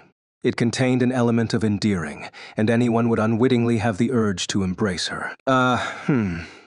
Looks like you like it. Of course, it is what you chose for me, Amane-kun. Amane stumbled over his words, and Mahiru smiled as she gave such a comforting reply. Do not worry, I shall treasure it dearly. I will pat it after washing it, and I will hug it to sleep. Please ignore what I have just said. Washing it, petting it, fine. But what she said next, that adorable action, had him doubting his ears. She hugged it to sleep. That Mahiru hugged the teddy bear to sleep. He did see Mahiru's sleeping face. The angelic-looking, sleeping face. And with that sleeping face, she hugged the teddy bear.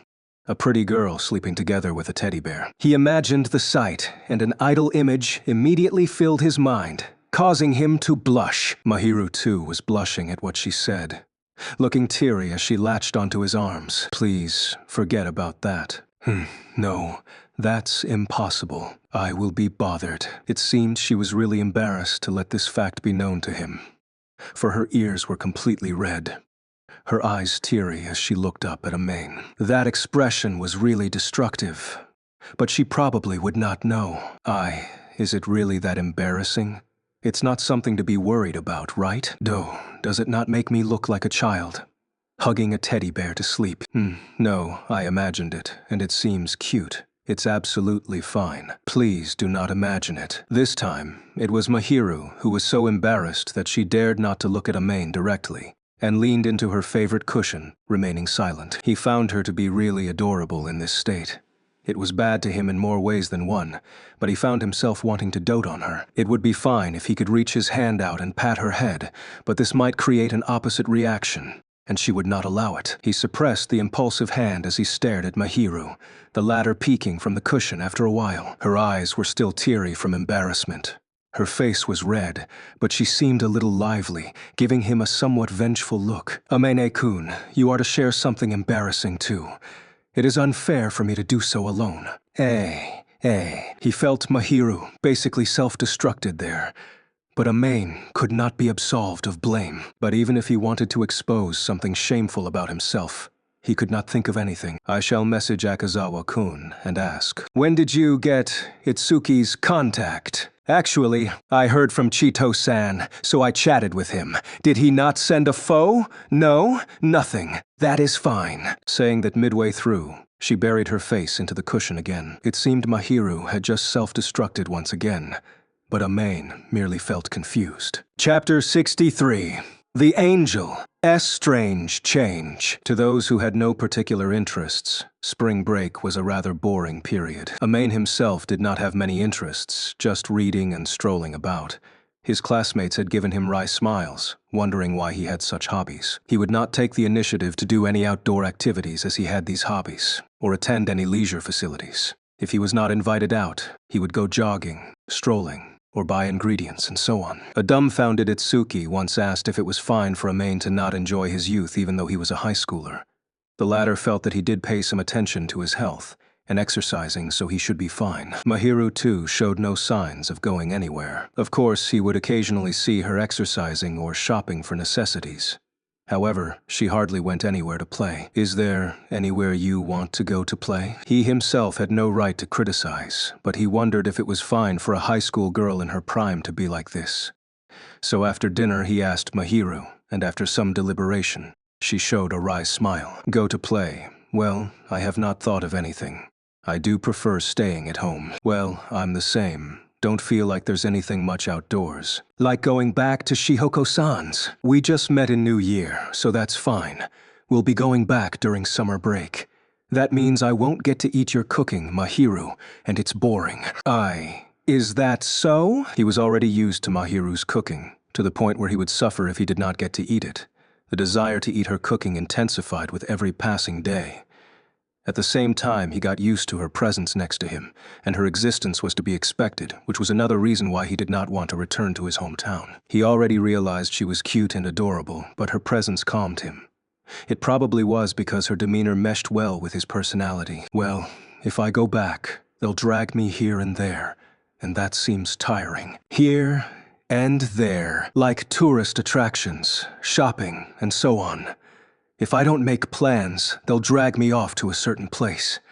I remembered going to a hot spring trip during my winter break in middle school. Shihoko liked staying at home, and also liked to go out. One would say she was such an energetic person, happy to do anything. She really treasured family time. She would drag Amain anywhere, as long as she did not have a prior appointment, or if Amain really hated it. She did have a shred of conscience to give Amain some semblance of choice. But once he answered, she would whisk him off. He was fine with stuff like theme parks and shopping malls, but if they were to go do Sawanabori or survival games, she would suggest that they should challenge everything, and he would be forced to participate, which was tough on him. He wondered how that delicate body contained so much energy. Thanks to that, he learned lots of things, and his body was trained to some extent. He could not deny, however, that because of the downsides, His hobbies were more individualistic and mild. It sounds like you have fun. It's tiring to do that over a few consecutive days. The enthusiasm leaves me really tired, and I have to start the new semester like that. Foo-foo, I can imagine that. You can tell if you visit my family, though her attention will be on you instead. That is true. If Mahiru really came along, Shihoko would happily drag her out. She probably would not let Mahiru do anything dangerous, but she would surely drag the latter off for shopping or other leisure places. His mother always wanted a daughter, so she would be more than happy to raise a girl of this age. Mahiru, of all people. You'll know in the summer. She'll probably bring you out and make you wear all kinds of clothing, like a doll. Summer, she'll make sure I'll bring you along anyway. It appeared that during summer break, Mahiru would receive a personal invitation from Shihoko. I can refuse if you don't want to. I do not dislike it. I am happy about it. She shook her head vigorously, her hair ruffling like the waves, the shampoo scent stinging at his nose. I'll go ask my mom, though she's probably more than happy to welcome you. Thank you very much. I should be thanking you for bearing some of my suffering. Goodness! Amain was slapped lightly on the elbow. Of course, it was a mere prick and not painful. But that gesture was a little bad for his heart. His heart started pounding wildly. For Mahiru had started a little skinship on him. Aman-kun? No, it's nothing. You say that, but your eyes are looking around. Nothing at all. Look, you got a message. He tried to change the topic, not wanting to look rattled, and pointed at the vibrating, flashing smartphone. What is it? Mahiru looked incredulous as she directed her attention elsewhere and opened the smartphone app. He thought it would be rude to see the message, and he really did not want to look at her in the eyes, so he looked elsewhere. He then heard a thud and turned his eyes back towards Mahiru. He wondered what it was about and looked over to her, only to be stunned. Mahiru dropped the smartphone onto the cushion beneath her knees, giving the teary look of a lost child. She did not shed any tears, nor did she twist her lips. But it appeared that she would shatter upon contact. When was it when he last saw such a face? Yes, it was similar to when they first spoke to each other. Mahiru? No, it is nothing. Please do not mind me. Mahiru responded with a stiff voice before Amain could ask anything. Sorry, I should be returning for now. I have something tomorrow, and I will not be able to make dinner. My apologies. Mahiru replied before Amain could interrupt, quickly packed her belongings, and left. Amain's hand was outstretched, but one had to wonder if she noticed it or pretended not to. For his outstretched palm merely grabbed air. Why? Out of a sudden, surely the trigger was the message. Amain knew there was only one possibility as to why Mahiru would make such an expression. Mahiru's parents. Mahiru hardly informed others of how to contact her, and only a rare few knew of her ID. He knew there were him, Shihoko, Chitos, Itsuki, and a few tightly lipped girls. The only others would be her parents. One would have to assume that her parents had contacted her. She said nothing all this while, even till yesterday. She suddenly said she had something urgent and ran off. Perhaps she wanted to meet her parents. He knew she was on bad terms with her parents, and could only deduce that they were the reason for her expression just now. He could deduce, but he could not do anything. Mahiru! He saw her leave and spotted the contorted, frowning face.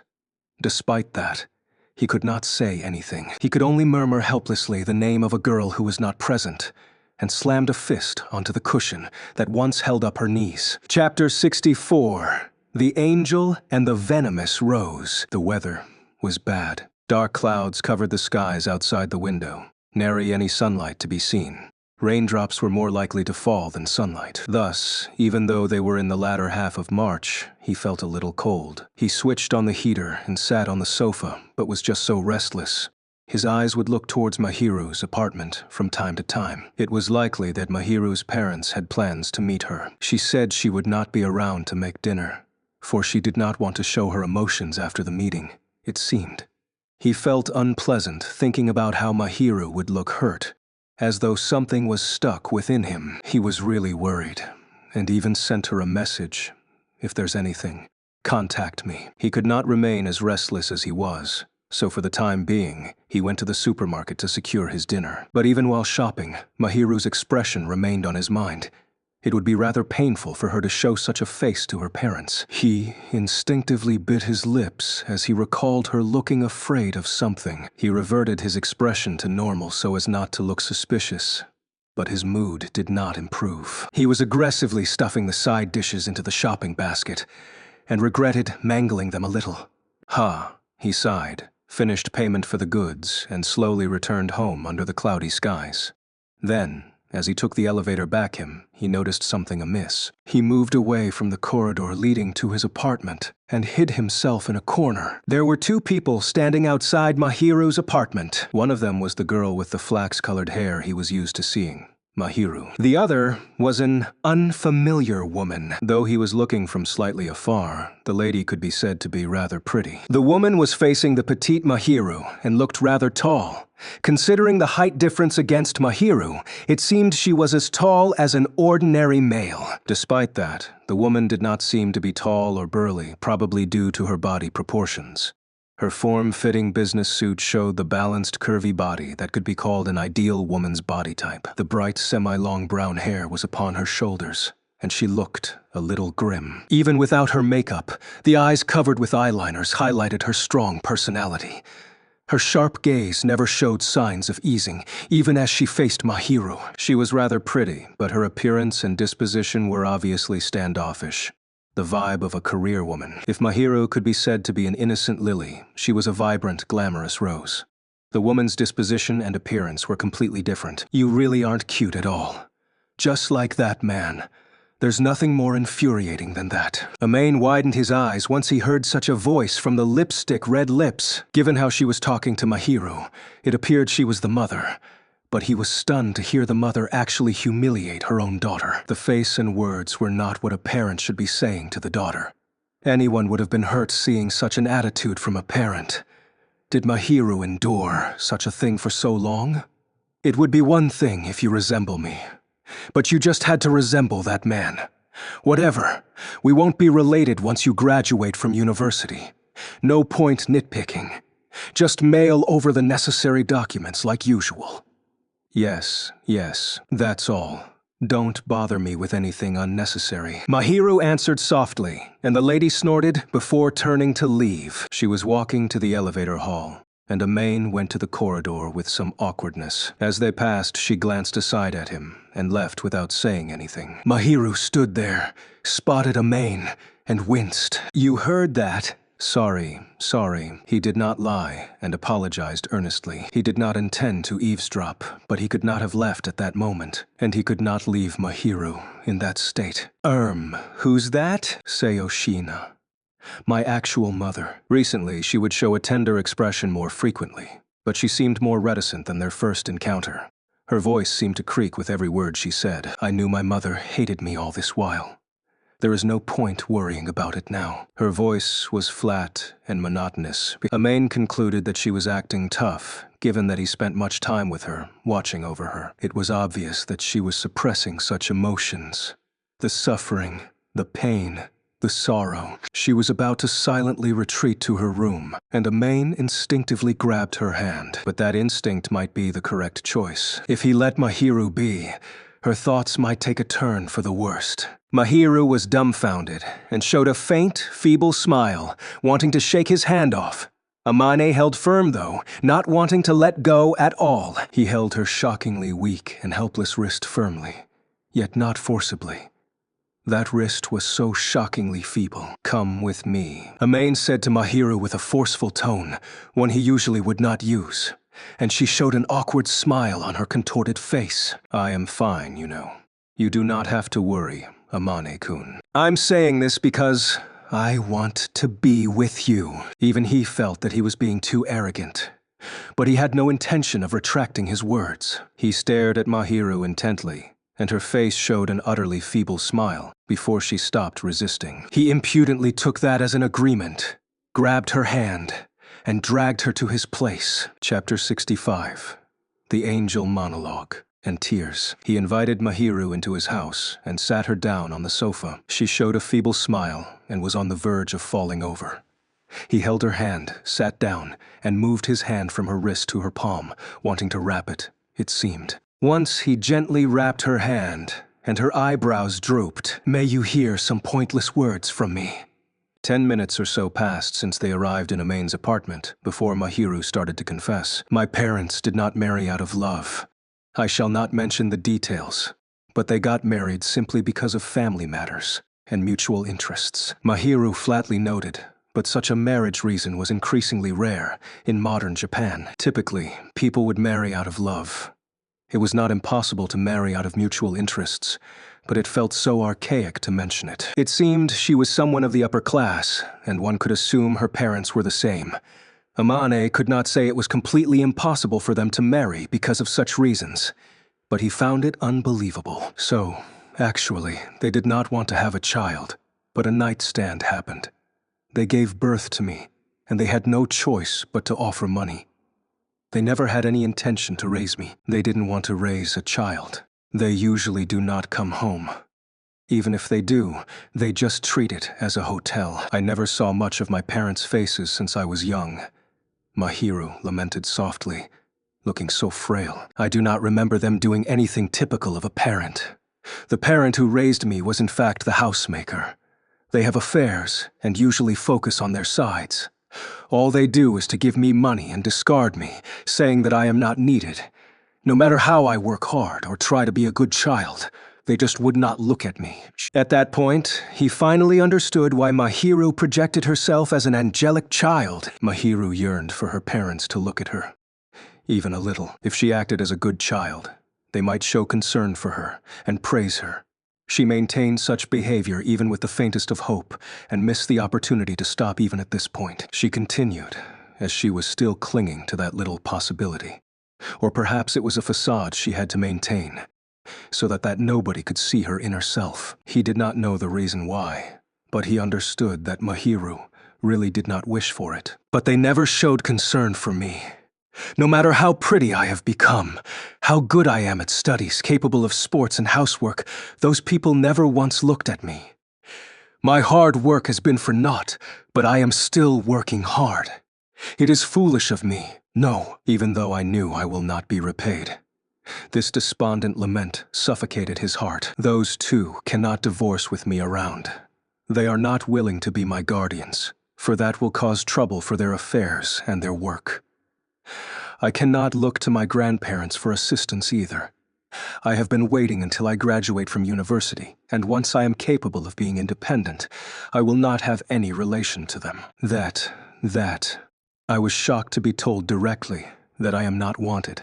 I gave up and just went to the swing in the rain. Upon hearing those words, Amane finally understood why she was in the rain at the park several months ago. Back then, she was shaken by her parents' words. Wandering sadly, and arrived there. She felt she had nowhere to go, and showed the expression of a lost child, immature and uneasy. She had no one to turn to for help, and could not accept such depressing words. She was at a loss, so she just went and remained there. He imagined her thoughts back then, and the taste of blood spreading in his mouth. It seemed he had unwittingly bit through his lips, for the slight pain and unique scent spread in the mouth.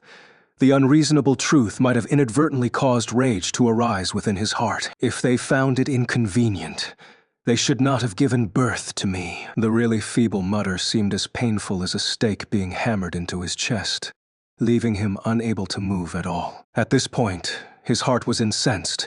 His mind turned blank as he directed his rage towards the actual parents Mahiru spoke of. She became so delicate because she never received love from her parents, unable to show how fragile she was. She was acting tough, but deep inside, she was crying, and she was unable to turn to anyone for help. She removed her fayette as a good child, and looked so utterly fragile and fleeting. How could they push her this far? He wanted to question out loud, but the two people who abandoned Mahiru were not present. Furthermore, he did not know what to do. He was furious at the harsh family environment Mahiru suffered through, but he was not family to her. It was bad for him to interfere with Mahiru's family situation, and the situation might worsen if he did.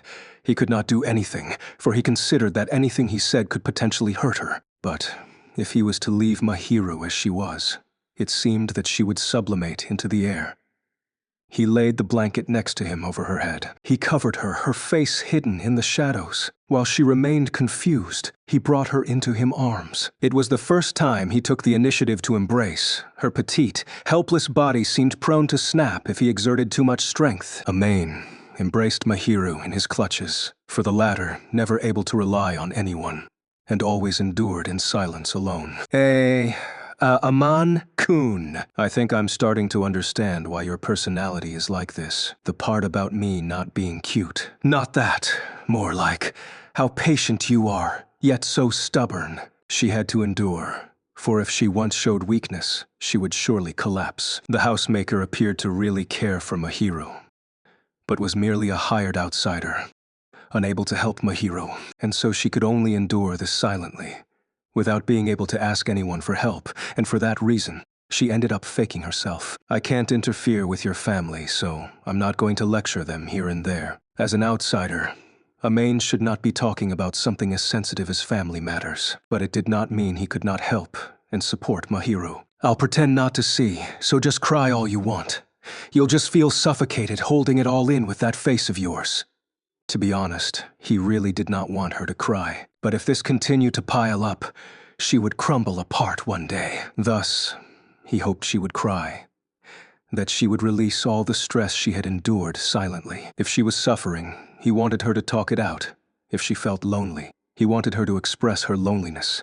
Only then would Amain be able to stay by her side, listening to her. He was powerless in the face of her plight, but at the very least, he could share some of her burden. At one point, he thought he was getting too ahead of himself, but she started moving in his clutches, buried her face into his chest, and dissipated all his worries. You swear you will keep it a secret. I'm not looking. I don't know. Then lend me a moment. He did not answer her quivering mutter, and merely put the blanket over her head once again before embracing the helpless back. After a moment, he could hear faint sobbing, not loud, but it was clearly a sob from Mahiru. She never bemoaned her fate and endured it alone. After hearing her plead him for support, Amane himself had the urge to cry as he embraced her little back. You were watching, after all. She did not cry for long. He did not look at the time, but it was about 10 minutes or so. He felt it was fine for her to let out the 16 years of suffering, but she might be too tired from crying for so long, and her body just stopped tearing. The mental exhaustion might have tacked on to her physical exhaustion, and the brain was probably forced to sleep. Mahiru lifted her face towards Amain, her eyes still moist, but had regained some semblance of vigor as they looked back at Amain, rejuvenated. Well, you're on my chest. I made sure not to look before you started crying. He removed the blanket that had slipped off and saw the little smile on her face. Aman-kun. What? What? Thank you very much. I don't know what for. I wanted to do this, and I don't remember doing anything to thank me for. He turned his head aside, and once again, Mahiru buried her face into his chest. Please let me do so for a little longer. Oh?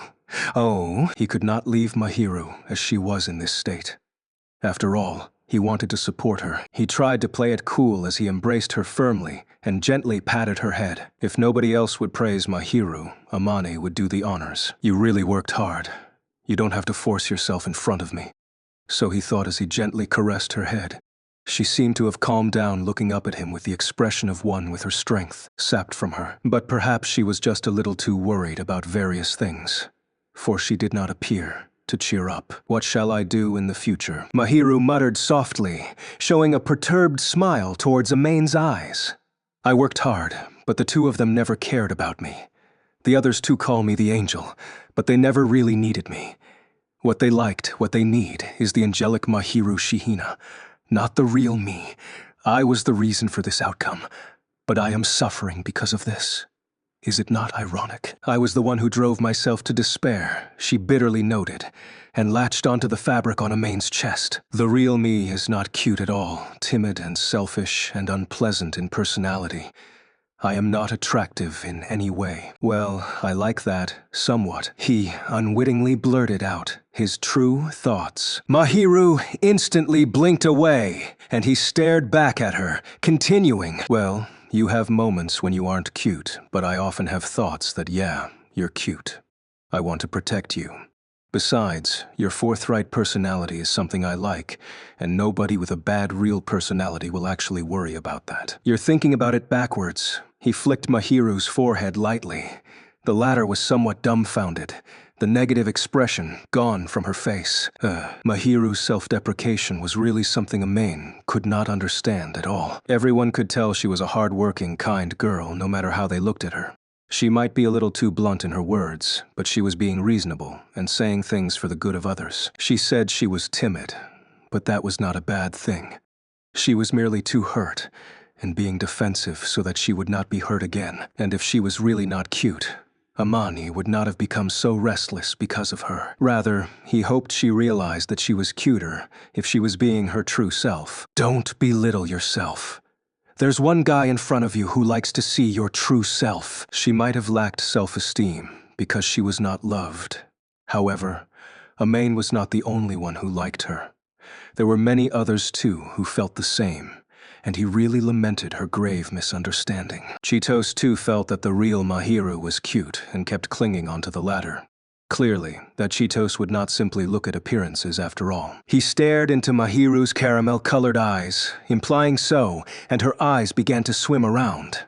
Furthermore, the little red color at the corners of her eyes instantly covered her face. One might say her face was the color of rose, and by the time he realized her shame might be out of embarrassment, she shriveled up, her eyes just wandering around. Looking at Mahiru's state, Amane realized he might have said something inappropriate, and his face too turned red. No, look, Chitos and the others feel the same. I don't mean anything else. It's not just me, Mom, Dad. Chitos and Itsuki like it when you're not being the angel. So, actually, I think your personality is more popular than you think. Amain hastily explained, and Mahiru finally looked at him. But even for a moment, the fact remained that a misunderstanding happened, and she quivered with a blushing face, probably embarrassed by Amain's words. Amain too would feel embarrassed, but she might be more embarrassed than he was, since she was the one hearing these words. If you can't take it, or you had enough of those parents, you can hide in our house. My parents will shelter you once they know of your situation. So well, just think of it as healing. My parents really like you, and I feel they'll let you stay with them forever. Well, I don't think they're going to let you go until you gain happiness. We can't interfere with your family matters, but we'll continue to shelter you until you make up your mind or support you. Amain did his best to explain and quell the misunderstanding, and Mahiru once again had tears in her eyes.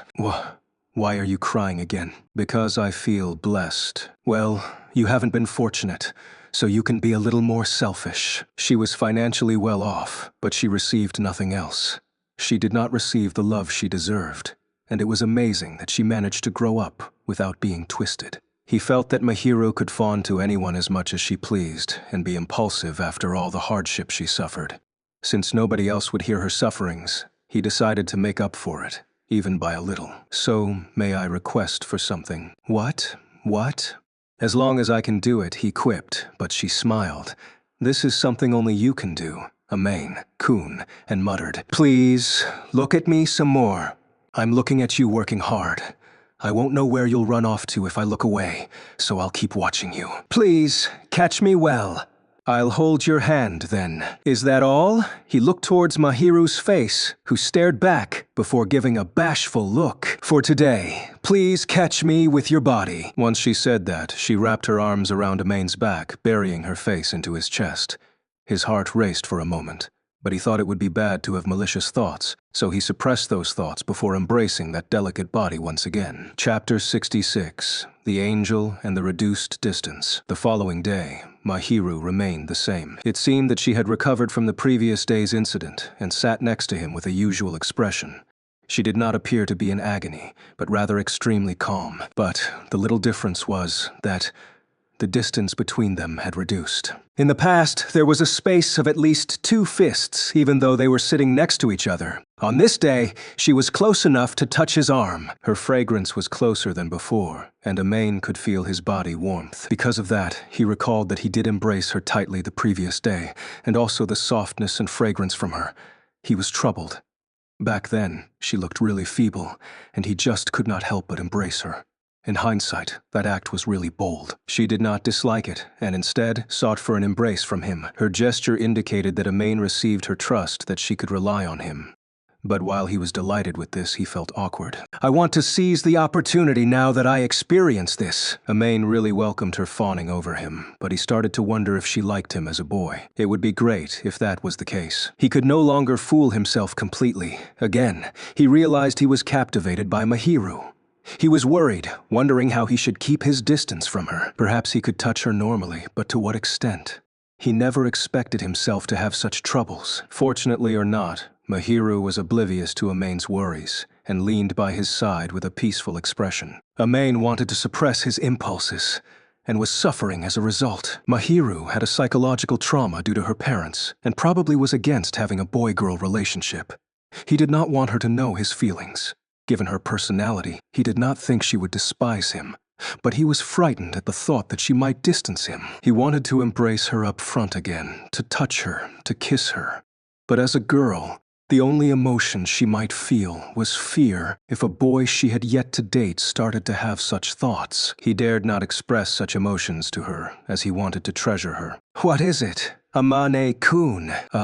Nothing. Really? Really? Mahiru noticed that something was on Amain's mind and tugged at his sleeve. He shook his head, making a poker face. After all, he could not say that he was thinking of something guilty and wanted to change topics. Right. We're going to be in our second year soon. Yes. He mentioned this, as there were only a few days left for their spring vacation.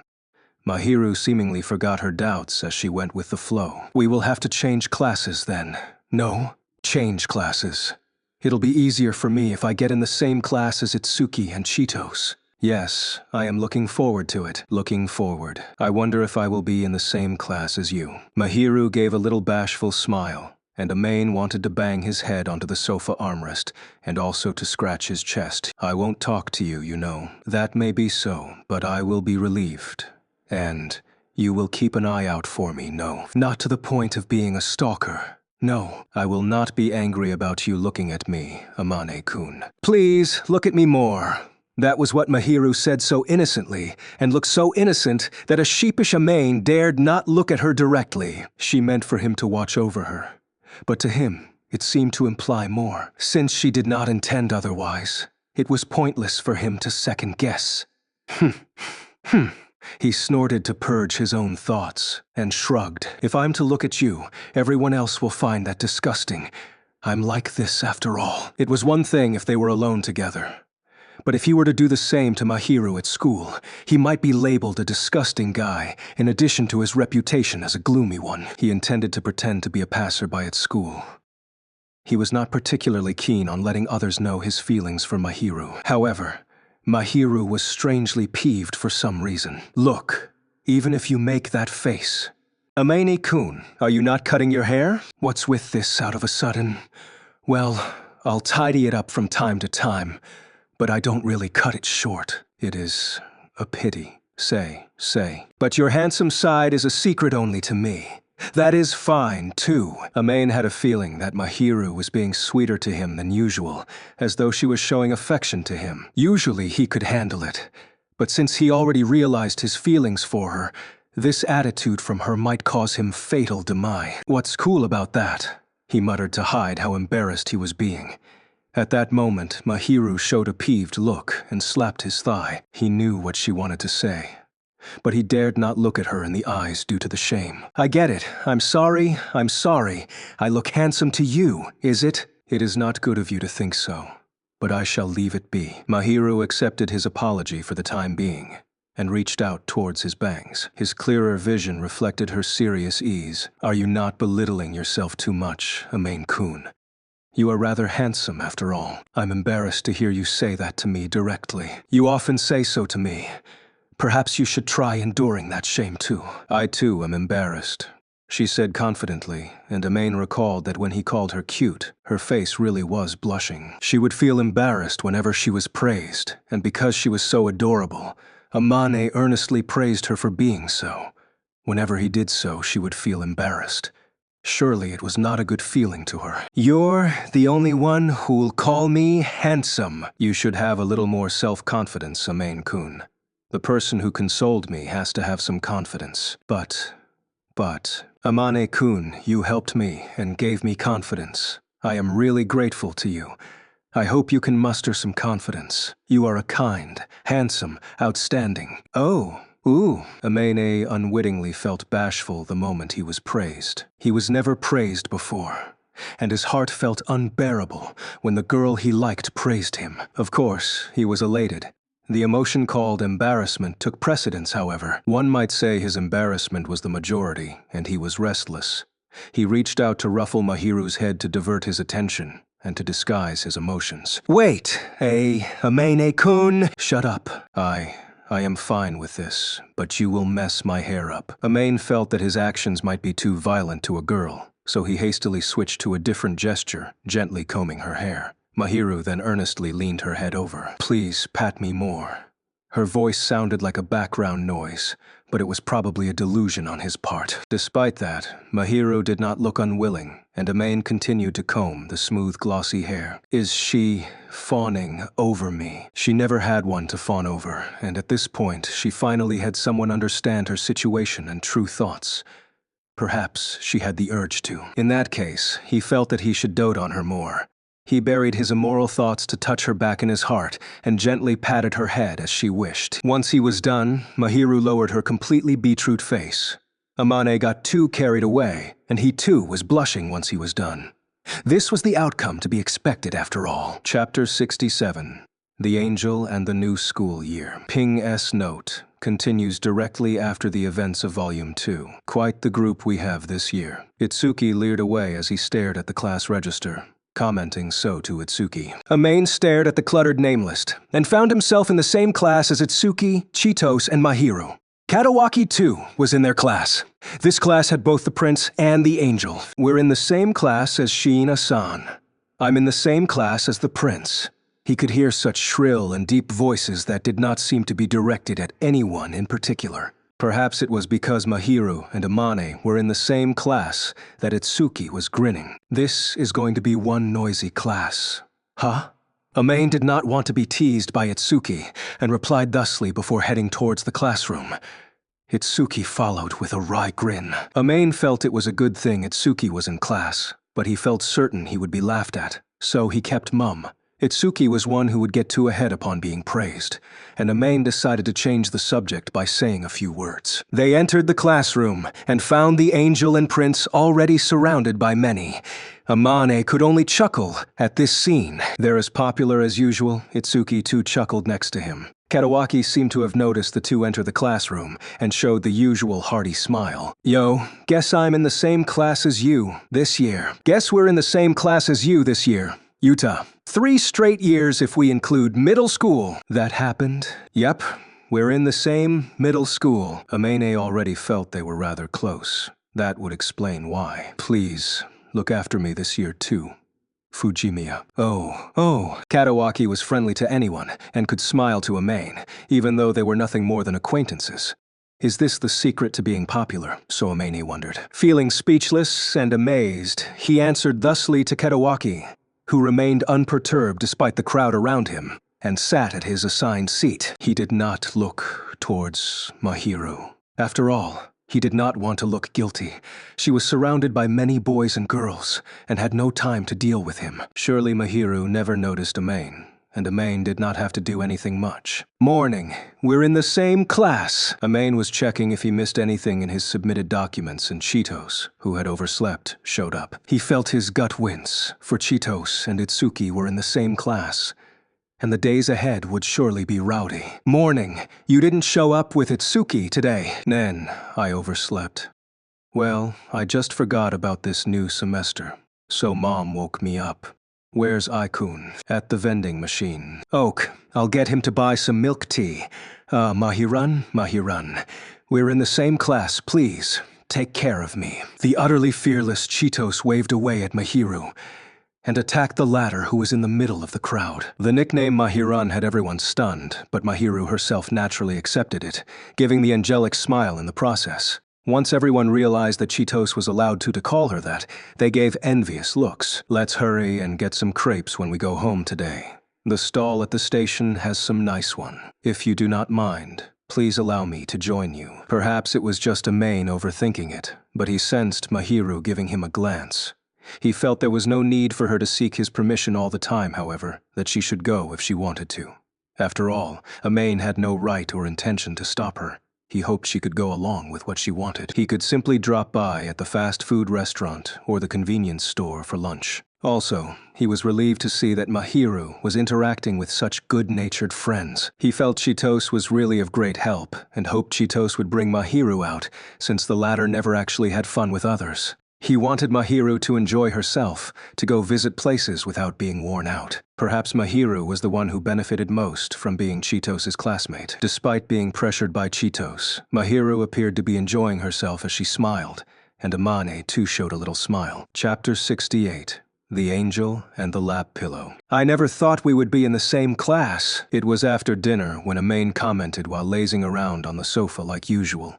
Yes, Mahiru smiled as she sat next to him. They were being very close to each other, and Amane's heart raced for some reason. However, Mahiru did not show such a reaction. Perhaps she had no thoughts about this. I am happy too. Cheetos-san will be with us. It'll be noisy with her around. Yes, it does seem like a fun year. I think the class will be really noisy though. We'll have the angel, the prince, and the idiot couple.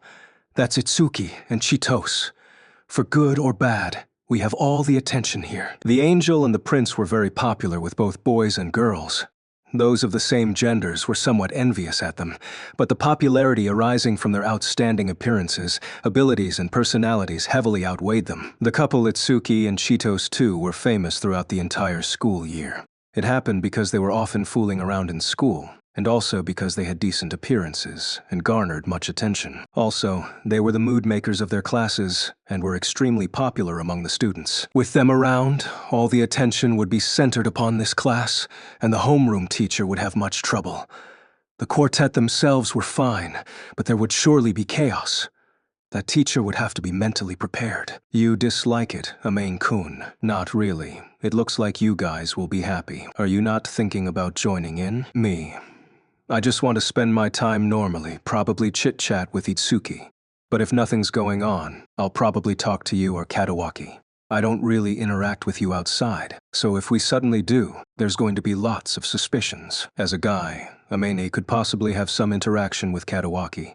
It would be impossible if it was Mahiru, however, for she was the prettiest girl in school. He did not want to be deemed a shameless fool, chasing after her just because they talked, and thus, he did not want to talk to her. Despite that, Mahiru pursed her lips, looking displeased. Amane showed a wry smile, not knowing what to do. Why are you unhappy? Nothing. Surely there was something, but Amain knew she was in a bad mood, so he patted her head. You are not trying to throw me off by patting my back. No? Not at all, but I am rather happy. I shall let you off for today. Thanks. Thanks. It seemed Mahiru had been sufficiently coaxed. She looked relaxed after Amain patted her on the head, as though she was eating sweet honey. Amane found it difficult to stare at her. The blissful emotions was conveyed through her face, and he felt happy yet ashamed, unable to calm down. You really like head pats, huh? Only recently did Amain learn that Mahiru really liked to be head patted by Amain. Amane-kun, you hand is warm. It feels comforting. Well, I'm warmer. I want you to pat me more. Don't say such things that'll cause misunderstandings. All right, as you wish. Anyone else would have misconstrued it as something dangerous, an invitation for him to touch her elsewhere. He warned her as he patted her head. He could smell a really pleasant scent, perhaps because she had just bathed. Truth be told, he could not hide the throbbing in his heart completely, but he combed her hair carefully, ensuring that she did not notice his heartbeat. His heart throbbed faster when he thought of how he was the only one allowed to pat her. However, he really could not say so to her. He continued to pat her, and she looked really relaxed, sometimes showing a giddy look. She suddenly looked towards his face, as though contemplating something. What? I want to pat your head, too. What's fun about patting a boy's head? It looks fun, I suppose. I think it will be fun to pat you on the head. Am I a toy? Well, I'm fine with that. But it's not fun or anything. Amane's hair was rather smooth, but it was far from Mahiru's. There was no denying that his hair would feel rugged compared to her. Since she still wanted to pat his head, and Amane would not lose anything, there was no reason for him to refuse. He stopped patting her and said, "Go ahead." Mahiru patted her thighs. I think your neck will hurt given the difference in height and posture, Amane-kun. Or do you wish to embrace me like the last time? No, the thighs are fine. If Mahiru was to embrace Amane, his face would be buried in the motherly place. So he had to refuse. While he found that proposition to be really attractive, he would be scorned if he said so and chose to remain silent. In fact, he should be refusing with all his might. He was faced with these choices and able to experience a posture any boy would have dreamed of. His desire to not miss out on this opportunity overtook his sanity, and he agreed. "Is that okay?" He gave her such a look, but she slapped the thighs beneath her miniskirt, as though prompting him. Amane could only lie on the sofa apprehensively and put his head on her thighs. Mahiru's legs were thin and soft in the right places. Her muscles were rather supple instead of defined. He could feel a feminine softness of the taut legs through the fabric. To put it, it felt really good. There was also a lingering sweet smell. It was magical. He might see something incredible if he looked up, but he would lose all self-control if he did so. He restrained himself by turning away from Mahiru obediently. Mahiru never noticed how rattled Amane was, and her little palm patted his hair. Her fine fingers combed through his hair. The inside of her fingers stroked gently past the skin, and it felt really comfortable. While it was a far cry from the relaxed smile on Mahiru's face, he did feel like smiling. Truth be told, he felt so comfortable, he had the urge to sleep. In contrast, Mahiru was acting a lot gentler. She continued to pat and comb, and while he did not know what expression she was making, it seemed she was really enjoying it. I heard from Chito-san that a lap pillow is a man's romance. What do you think, Amane-kun? Chitos is the one who did this unnecessary stuff. How is it? That's nice. While he had the urge to give Chitos a thumbs up, he would feel ashamed, even if he did not express his true thoughts. If she continued to comb, he would surely fall asleep. Having changed classes for the new year, he was mentally worn out from having to do the customary self-introductions and talking with strangers and so on. He was certain that he would fall asleep if he continued to be coddled. I see. I do not know if you will be happy, given that there is no extra service. I think it is fine since you are happy, however. Extra service. It will be better if I am to dig your ears. I shall do so next time. What in the world did Chitos teach her? Surely, Chitos taught her unnecessary. No, that's enough. A lapse. You dislike it? I'm happy about this, though. Thank goodness. He could not look behind, but he could sense her smiling. The fingers continued to comb through his hair, seemingly prompting him to sleep. Well, whatever. Amane was in such a mood and closed his eyes as he experienced the looming comfort. Chapter 69. Extra. Amane woke up to see the fabric of Mahiru's one-piece dress. It seemed he rolled about when he was sleeping and turned his face towards Mahiru, and because of that he had a fine whiff of the conditioner, along with Mahiru's natural milky scent, resulting in his face searing as a result. He felt it was unbecoming of him to keep staring at a person's belly, so he turned his face up tentatively, before seeing her looking down at him with a merciful look. Oh? So he thought? It appeared Mahiru was more blessed than he thought, and the curves were more emphasized as he was looking up, which left him awkward. Awake now? Yeah, you slept well. Mahiru giggled. She seemed elated rather than mischievous, as happy as a mother watching a lively child sleep. Amane was overwhelmed with the urge to roll about, while the merciful look Mahiru continued to pat his head. Though he was not embarrassed about any unsightly sleeping look, he was sheepish about how Mahiru was patting him with such a doting face. He did not dislike it. On the contrary, he was enjoying it. How long did I sleep? About an hour or so. Sorry. It is fine. I do enjoy stroking your hair, Amane-kun. Really? Mahiru continued to enjoy the feeling of Amane's hair, and the latter dared not look at her, instead averting his eyes. You dislike it, Amane-kun. I wouldn't have slept if I disliked it. Really? You can enjoy this however you want. Don't say it as and when you want it. Why? Anyway, just don't. I'll misunderstand, you know. Of course, he could not say that, so he kept quiet. Mahiru tilted her head in confusion, but her hand did not stop. Well, I do like to pat or be patted by you, Amane-kun. So, don't say this so openly. It appeared Mahiru had no other intent. She probably was trying to convey that she really yearned for physical contact due to her family reasons, and that she would feel relief whenever she was patted on the head. One could assume from those words, however, that Mahiru had feelings for Amain, and that she would feel blessed to be patted. If you say that, I'll sexually harass you. Sexually harass? I'll touch your body. Where? Where? Of course. Don't make me say it. It was obvious without saying that a male would want to touch certain female parts. Amane's face naturally turned beetroot, and Mahiru blinked a few times. She then seemed to have an idea. For she nodded away. You want to touch Amain-kun? Only if I'm dating her, and that she agrees. So you will not do anything. Amain-kun. Shut up, Fafu, Amane-kun. You really are gentlemanly. You're noisy. This is what I like about you, Amane-kun. Mahiru giggled away, and Amane felt a shortness of breath. She did not mean anything. Surely she was saying that she liked him in the sense that he was a good man, not in the romantic sense. Despite knowing this, a man felt his heart ache. The lap pillow alone would have caused much misunderstanding. With her doting on him so much, even he would wonder if Mahiru had feelings for him. She certainly had feelings for him, to some extent, but he did not know what those feelings were and how deep. He was delighted and yet worried, his heart likely on the verge of annihilation. Thanks for that. He barely eked out this answer, rolled away, and turned his back on her. Chapter 70. The Feelings to be Treasured. Amain was in the same class as Mahiru, but his life never changed. He continued to pay attention in class, as a decent student would, ate together with Itsuki at the cafeteria, and returned home after school as he never participated in the clubs.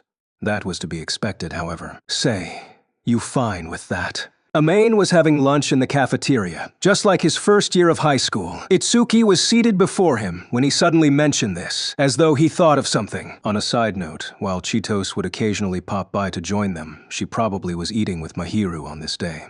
It would be great for those two to get along openly. Amain felt relieved. What are you saying? I'm talking about your situation with her. There's no reason for me to talk to her, right? If he did, the surrounding folks would surely give him the "what's wrong with this guy" look. As a straightforward, honest guy, it would be suicidal for him to openly get involved with Mahiru. I think she's been trying to talk to you. She's getting angsty about it. I'll concede that. Mahiru would try to look away from Amain as much as possible, but she would occasionally look towards him. Amane did sense her looking a little despondent. She would only do so when nobody else did, which was fine itself. However, Chitos would give Amain that "you coward" look in her stead, and Amain would feel restless for some reason. The only way out is to do that. I don't wanna. It's troublesome. Not like I'll get any more handsome. While the rumors had quelled for the time being, he was witnessed with Mahiru in that state. It would be chaotic if Amain was linked to that person, and his future school life would be heavily affected. Why are you so? You should be rather popular. How so? How so? Amain did not think he would be suddenly popular with a little hairstyle change, but Itsuki seemed very confident for some reason. Personality-wise, you're very blunt but honest, and you know how to care for girls. You're the type girls like to date. Isn't that normal? Most guys can't do that normal of yours. You realize that girls want you to treasure their feelings, and so you'll do it. You're not being too ahead of yourself. You act only after you observe carefully. How are you so confident about that? If you aren't, there's no way she would be so close to you when she's always so wary, despite how amicable she looks. Amain could not deny that. See, I told you. Itsuki chuckled once Amain pursed his lips. Anyway, can I ask you something? What? What? I think that if you wouldn't treasure her that much if you dislike her, right? Shut up. Is that bad? Itsuki probably understood everything from Amain's attitude. No way was Amain able to hide his feelings. Amain answered with a pout and slurped the ramen. Itsuki seemed to have expected this, instead of simply stating that as a joke. He nodded understandingly, in seemingly praise. Well, I'm happy for you. It's great to have someone you treasure. Really? Really? It'll be great if you succeed. I think it's fine if it doesn't work out. As long as she's happy, I'm fine with that, even if it's not me. Of course, Amane hoped that the it would be himself. But if Mahiro would be happy choosing another boy, he should give her his blessings. He hoped to personally grant her happiness, and would willingly bury his emotions, if that was what it took. Mahiro really deserved her happiness. She suffered so much, and if she still could not be blessed greatly, it would be a letdown of the hard work she put in. You coward! Shut up! Even I want her to be happy. Just say it to her man. Like I can. You idiot. Amane would never confess without being certain that she liked him as the opposite gender. His was not so shallow-minded. Mahiro herself seemed rather cautious when it came to dating, and they probably could not go out with a half-hearted, probing mentality. There was no way Mahiro would agree to it, considering what her parents said. Amane felt that they would not end up dating if neither side planned to settle down together. Thus, he would not easily convey his feelings. Man, you're really pessimistic. Shut up, whatever. I'll make her fall for me, in my own way. If only there's a third party that'll say everything. What? What? Nothing. Well, good luck. I'll cheer you on. A dumbfounded Itsuki cheered Amane on for some reason.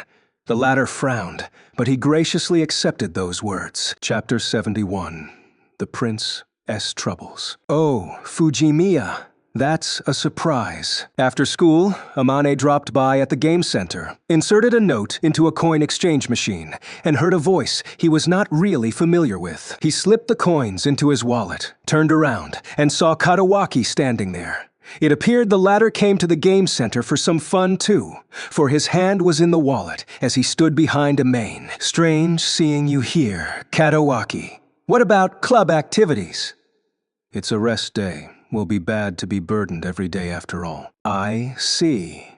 I see. He was the ace of the track team, but he did not devote all his time on it.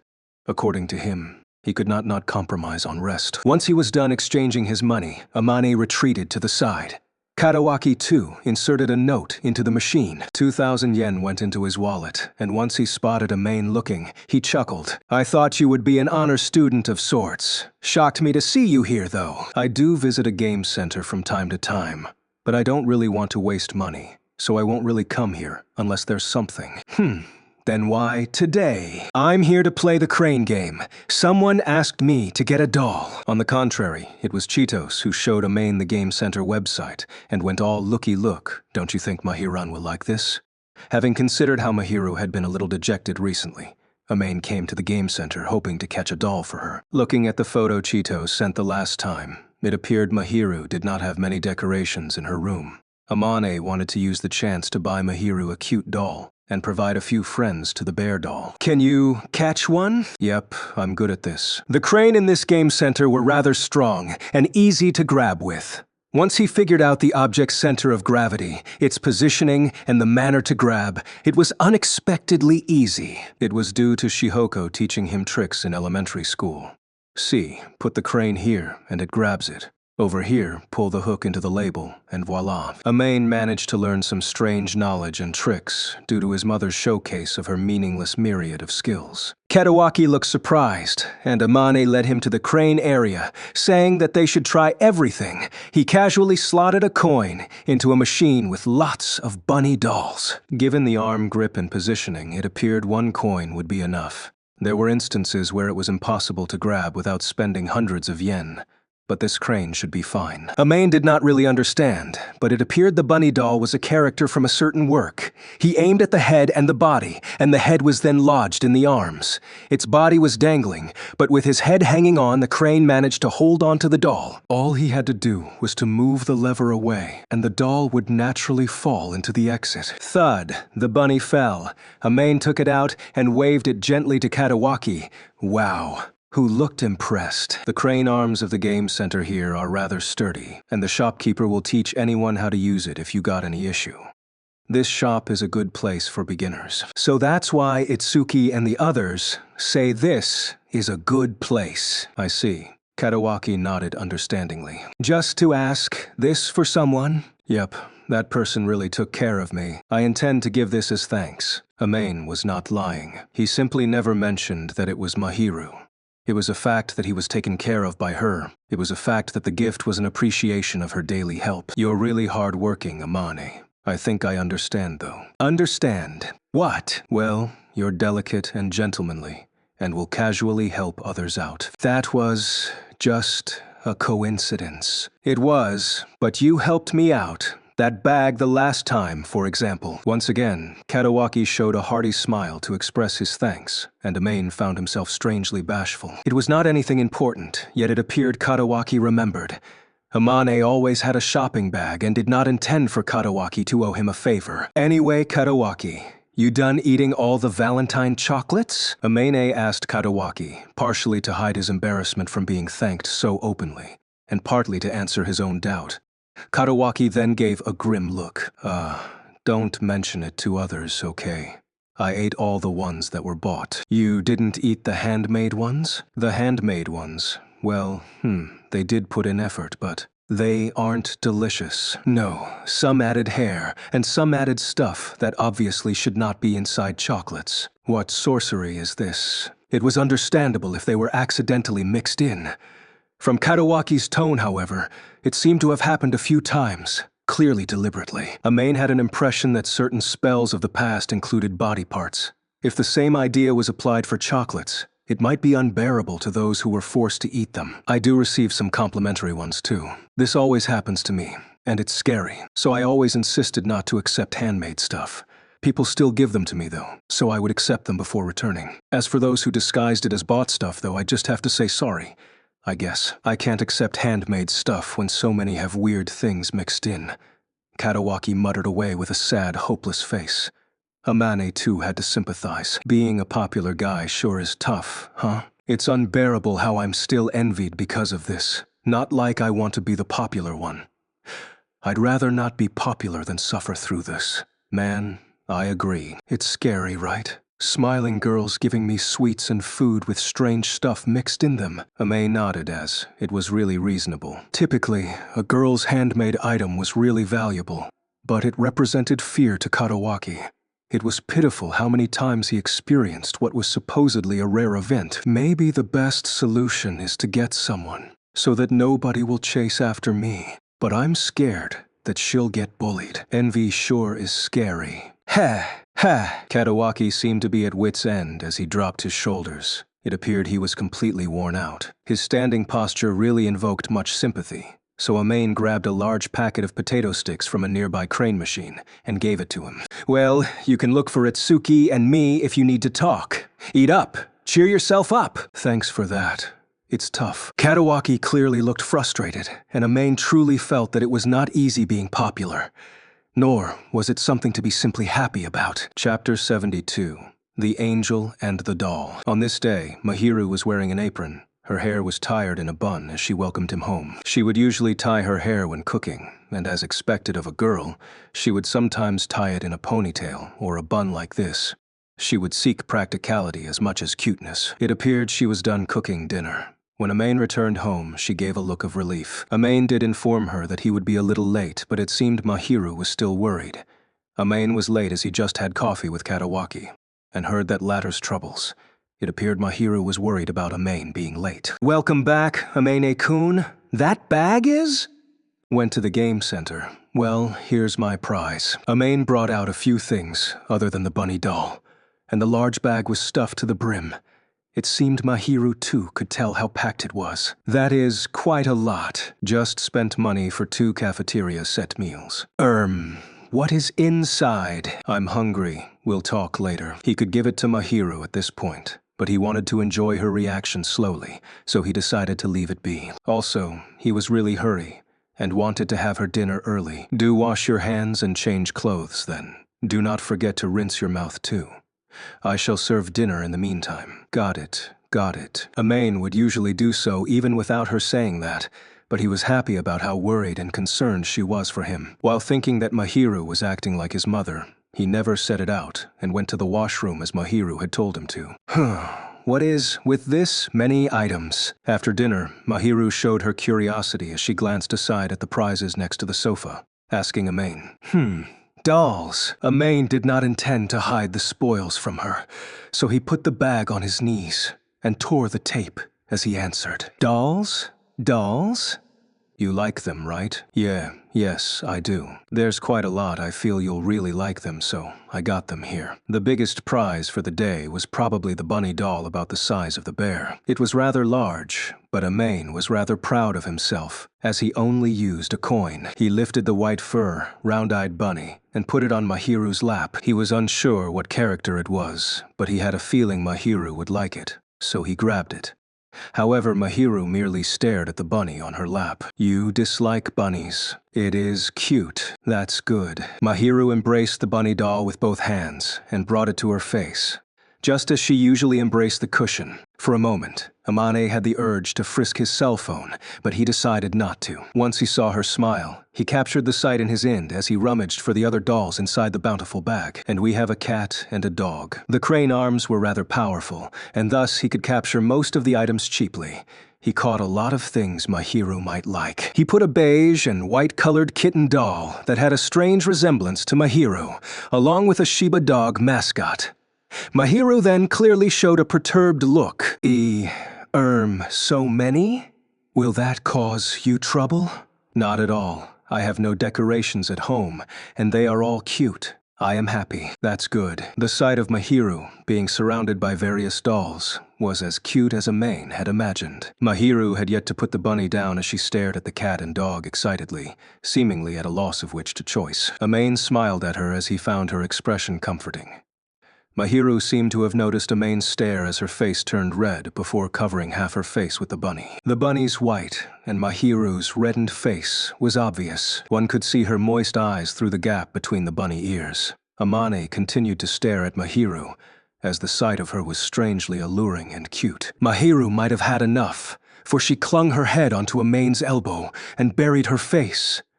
Or rather, she was slamming her head on Amain, ostensibly throwing a tantrum. Rather than slamming, she was just giving him a little headbutt. And it did not hurt. Please, do not laugh. I'm not. You are. You are laughing at how childish I am. I'm not laughing at that. I just find you cute. Are you not laughing at me? Busted. Amain tried to pass it off by laughing. Mahiru started slapping Amain's thighs, and Amain patted her head to coax her. Finally, Mahiru calmed down. Amane made sure not to let the cat out of the bag as he laughed. It feels like you are making fun of me. You are thinking too much. I shall let you off today. Mahiru continued to pout unhappily. Amane did not point out how her face and words were completely different. He looked at the kitten on her lap and the bunny in her clutches and thought, some fusion we have here. He patted her for a while. And then she lifted her face. Her reddened cheeks showed no change, but her eyes looked displeased in a manner different from before. I have always received things from you. It appeared she was worried about receiving too much. I'm giving them to you out of my own will. You don't have you worry. But I have received many things from you. Gifts, concern, warmth, mood, everything. It's just a gift from me. You don't have to worry. Amain did not hope to be repaid, and only did so to make Mahiru happy. It might sound like Mahiru's happiness would be his reward, but ultimately, he did so out of his own satisfaction and hopes. There was nothing Mahiru needed to worry about. It appeared Mahiru was still worried about receiving too much from a man. Instead, Amain had received too much care from her, and no amount of gratitude from him would suffice. I wish to give you something back. You're really stubborn. Well, if you insist, I can accept it. I can give you anything, as long as it is what I can do. Amain disliked this suggestion, for he felt she could do anything. Naturally, however, he could not ask her to do something overboard. Yet, if he did not ask for anything, Mahiru would be devastated. How about pudding? So, Amain happily suggested something she would not be burdened with. Pudding, is it? A pudding with lots of eggs. I want to try some from you. Is it not to save money? No way. I want it because it's your pudding. Amain was not particularly fond of sweets, but custard was an exception. He liked pudding and cream puffs with custard cream. Anything made by Mahiru would surely be delicious. Of course, he would desire to eat the handmade cooking of a girl he likes. Once he made this earnest request, Mahiru looked up at him and nodded. I shall do so on the next rest day. More eggs and harder, I suppose. Yes, yes, I shall make delicious pudding, definitely. You don't have to be so pumped up. I want to do this. I see. I see. For some reason, Mahiru showed some meaningless motivation and determination. Amane did not think she needed to be so determined, but he had nothing to complain about since he could have some delicious pudding. He patted her head again, wanting to cheer her on. Mahiru apprehensively hid her lips behind the bunny head. Chapter 73. The Angel S. Pudding. Most puddings contained lots of cream that would melt in the mouth, and while they were delicious, Amain preferred the harder ones with lots of eggs, the type to not break even with a scoop. The pudding maintained the original taste of eggs, along with a rich, creamy taste. But thanks to the slightly bitter caramel, the slightly excessive sweetness was not overbearing. Instead, the taste was refreshing and tempted him into eating it over and over again. Amain did not really have a fondness for sweets, but Mahiru's homemade pudding completely captivated him. In a blink, the pudding on the plate was gone. Whoa! It's delicious. Thank you for the compliment. It is my honor. The pudding was served after dinner. Amane finished it, and it was not enough, so he had another one. He did not really have much appetite for a high school boy, but Mahiru's homemade pudding was something he could keep eating despite being full. He touched his belly as he felt much more satisfied than the servings of pudding. His delight clearly shone on his face. You really can do anything. I was taught everything after all. Mahiru did not seem proud of it, but she really could cook various dishes. Sometimes even making dishes Amain did not know of. Of course, they were delicious and not overbearing. It was wonderful that someone like Mahiru could stay beside him and cook for him. But seriously, thanks to you, I'm really blessed. Blessed? Yeah, I get to eat such delicious food every day. How can I not be considered blessed? This is my daily enjoyment. Mahiru's cooking was half of his daily joy, and he could forget most of his unhappiness by rounding off the day with Mahiru's cooking. He truly was blessed to have her cooking every day, but she did not realize it much. She probably would not have realized the value of her cooking if Amain did not lavish praise on her. Also, it was etiquette to praise delicious food. He should convey his thoughts honestly. I see. Mahiru blushed a little when faced with this honest praise and shriveled back. I am happy to be praised by you, Amane-kun. I'll praise you however much you want if I can. Is my praise for your delicious cooking not enough? I can go into more details if you want. It was said that disagreements between husband and wife were often because they forgot to thank each other. Amain and Mahiru were not husband and wife, but Amain was always the one to receive food and could never forget to thank her. The taste, too, was sufficient motivation for him to thank. So if Mahiru wanted to listen, Amain was willing to go into the details. However, Mahiru shook her head in refusal. No need for that. I may die. You're over-exaggerating. I am not over-exaggerating. This much is enough. Really, but I will have to rely on your cooking every day, so I better thank you. Thanks for everything till this point. Amain's food was all due to Mahiru, so he remained grateful and would never forget to repay her. It was all thanks to her. Without Mahiru, Amane would continue to remain a rotten man.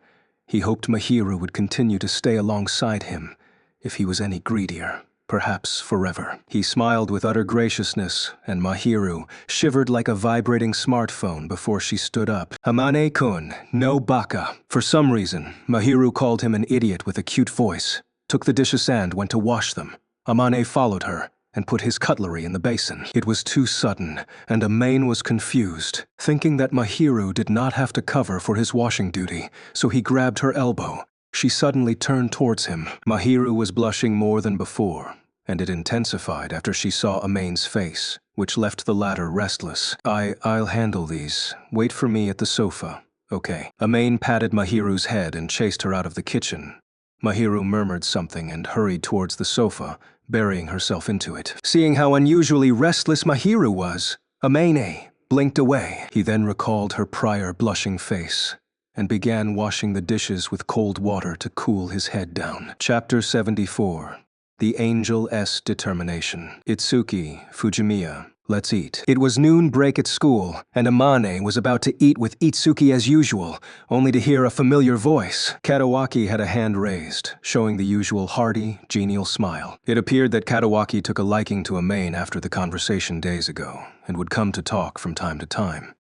While they merely greeted each other before this, it appeared something was different on this day. for he dropped by with wallet in hand. I'm fine with that. Itsuki's fine with that, right? How are you sure that I won't refuse you?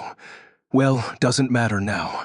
It's surprising to see you do this. Itsuki might have been surprised by this, since Katawaki hardly interacted with Amane. The latter might be the most surprised, however. Amane, Yuta's emotionally attached to you, or something. Emotionally attached? I'm not a dog. Yuta's actually like a dog. Once he trusts you and gets closer, he'll wag his tail or something. He's like a golden retriever. Don't call me a dog so openly. Katawaki retorted at Itsuki, but Amane certainly agreed that he had the vibe of a golden retriever. Amane started to laugh. Katawaki looked a little miffed when he saw Amane's shoulders shaking. He appeared to be pouting, rather than his mood actually being ruined. Don't laugh, Fujimiya. Oh, sorry. You think so too, huh, Amane? I just thought that since you mentioned it, well, you're still the way you are, Fujimiya. I just want to get along since I think you're a good guy. Yep, it's good that more people know about Amane's good points. Come ask me. Who do you think you are? Katawaki retorted at Itsuki, who slapped his chest proudly. He walked over, exchanged looks with Amane, and showed a dazzling smile. Any girl would be conquered by him if he showed that smile. All Amane could do was to show a wry smile. Can I ask something? Is it really all right for you to be with an ordinary guy like me?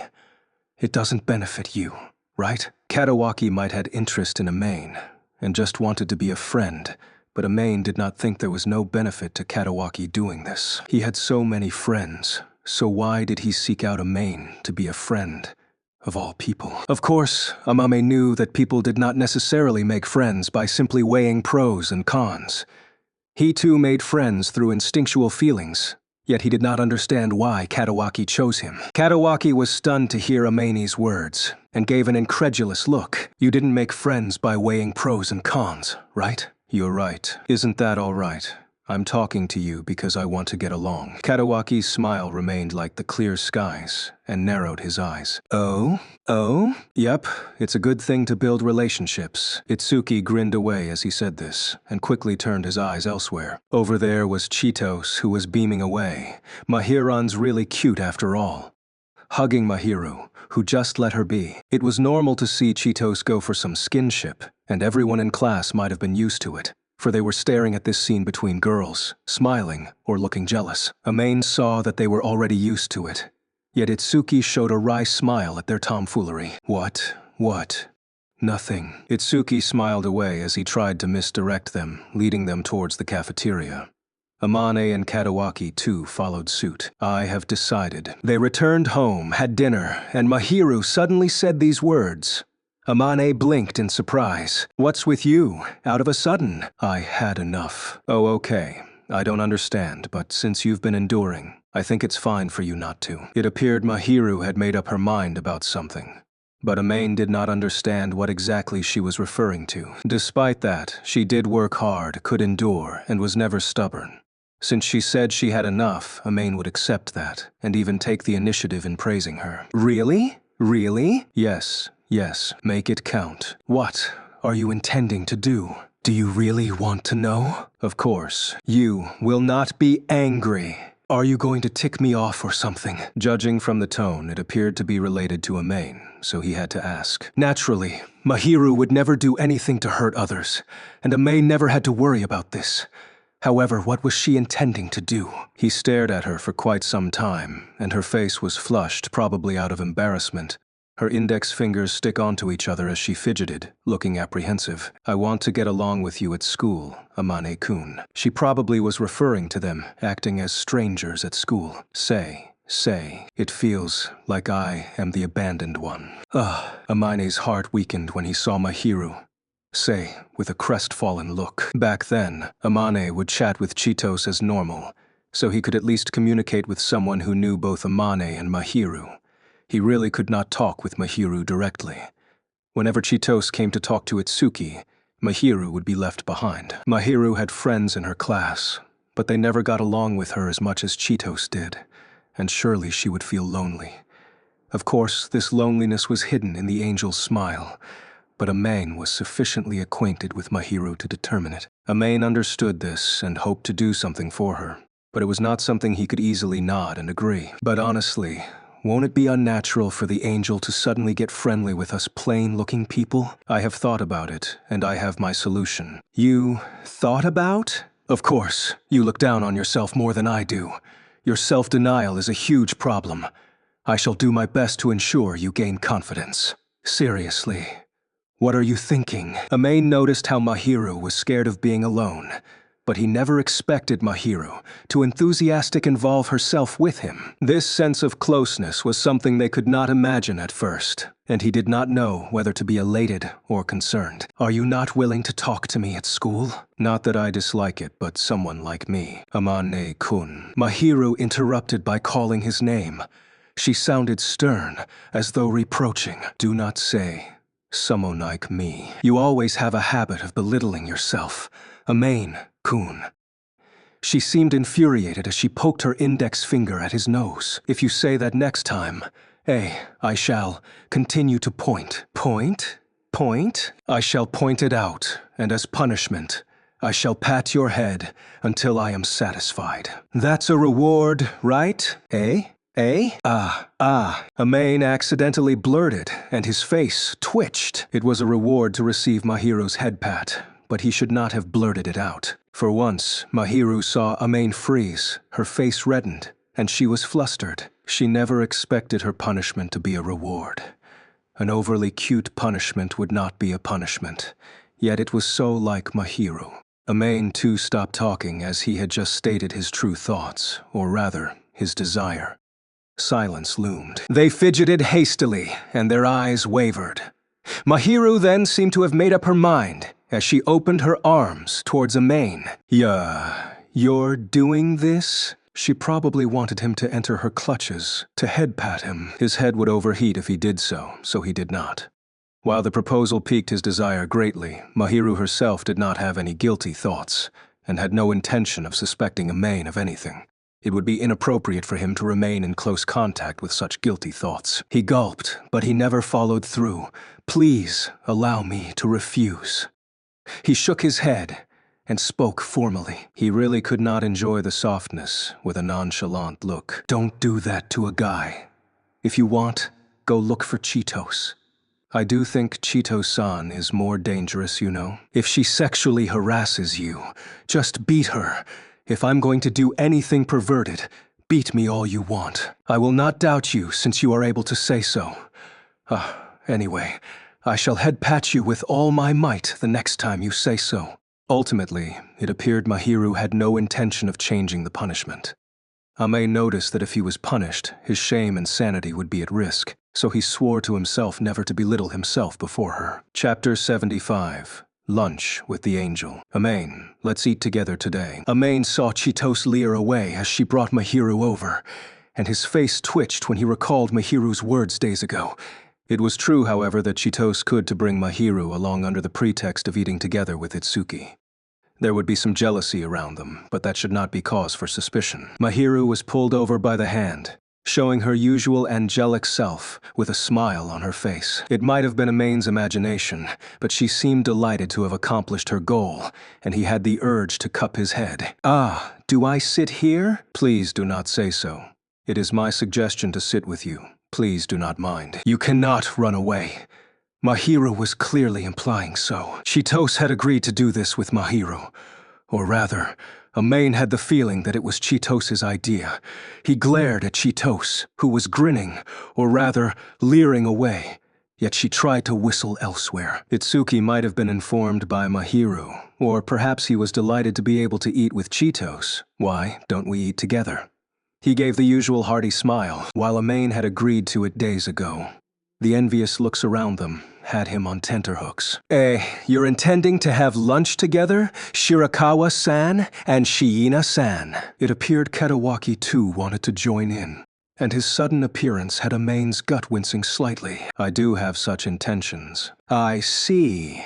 That makes things interesting, huh? Katawaki noted nonchalantly, but Amain did not think it was an appropriate time for things to get interesting. Katawaki did not look opposed to this, and instead was merely surprised that Mahiru would be joining them for lunch. Amain had nowhere to escape. Just give up Amain.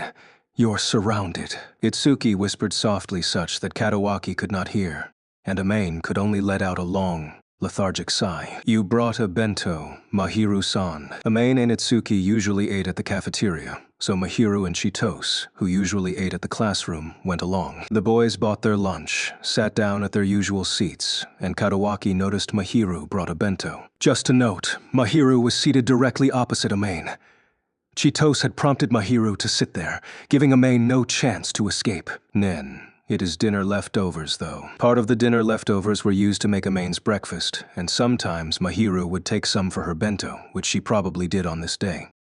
In fact, the bento box was filled with teriyaki chicken balls from yesterday's dinner. Eh? You made it? Yes. It is not something impressive, however. You shouldn't lie, Mahirun.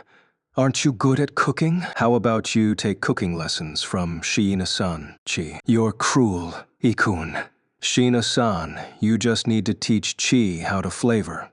She can cook at least, but she'll always make the flavors weird. Chitose was in no way incapable of cooking, but she always had the urge to try out new, fancy flavors, and ended up with a whack sense of taste. Will be great if she doesn't have such a habit, even Itsuki too often commented. Mahirun, hold a personal cooking class with me. I'll get Amain to taste for poison. Hey, what do you mean poison? That'll cause Shiina trouble out of a sudden, right? Nai, do not think it is a hassle. It does sound interesting to cook with Chitose-san. Wah, I love you, Mahirun. Looking forward to it. Make sure you have time for this, Amain. Chitose sat next to Mahiru and clung onto the ladder with a beaming face. Mahiru too smiled as she accepted this outcome. Amane in turn noted how they were on such good terms, only to realize something. Did I get invited out for a date in front of everyone? Amain looked towards Chitose, who continued to chat happily with Mahiru. He had no idea if it was Chitose's trap or just a coincidence. However, all the peers around them had pricked their eyes, and when Amain met them in the eyes, there was an unspeakable jealousy from them, which caused his face to cringe. Say, Itsuki. I feel like I'm going to get slaughtered. Is this really all right? It's fine, sorta. Amain really could not calm down when he was glared at by Mahiru's fans. The boys who hoped to woo her. They did not unleash any murderous intent towards Amain, since it was Chitose who started it. It would be scary if Mahiru herself said anything after they got along openly. Why him? That would be the first thing that would think. Isn't that fine, Fujimiya? I wouldn't be so envied if I'm like you. If it had been Katawaki, a multi-talented handsome chap who was a match for Mahiru, the others would know their place and retreat no matter how jealous they might appear. I'm rather jealous of you, though. Fujimiya, what's there to be jealous? Lots of it. Katawaki gave a wry smile as his words hinted at something, but Amain had no idea what it was. Well, I can somewhat understand what Yuta's thinking. Seriously, people often have treasures they don't know of, and desire things they can never get. Chi often has things she can't get. Like something Shiina-san has that Chi, doesn't? You're thinking something weird there, right, Aikun? It appeared Chitose heard Itsuki's words, for her face had a bright smile, but there was no smile in her eyes. Amain sensed that Itsuki had just stepped on a landmine and watched their intimate interaction unfold before glancing towards Mahiru. Mahiru looked a little confused when Itsuki and Chitose started their lovers' spat. But once her eyes met Amain, she smiled. Shown in those eyes were not the angelic smile, but a smile more akin to the bashful one at home, and Amain too averted his eyes bashfully.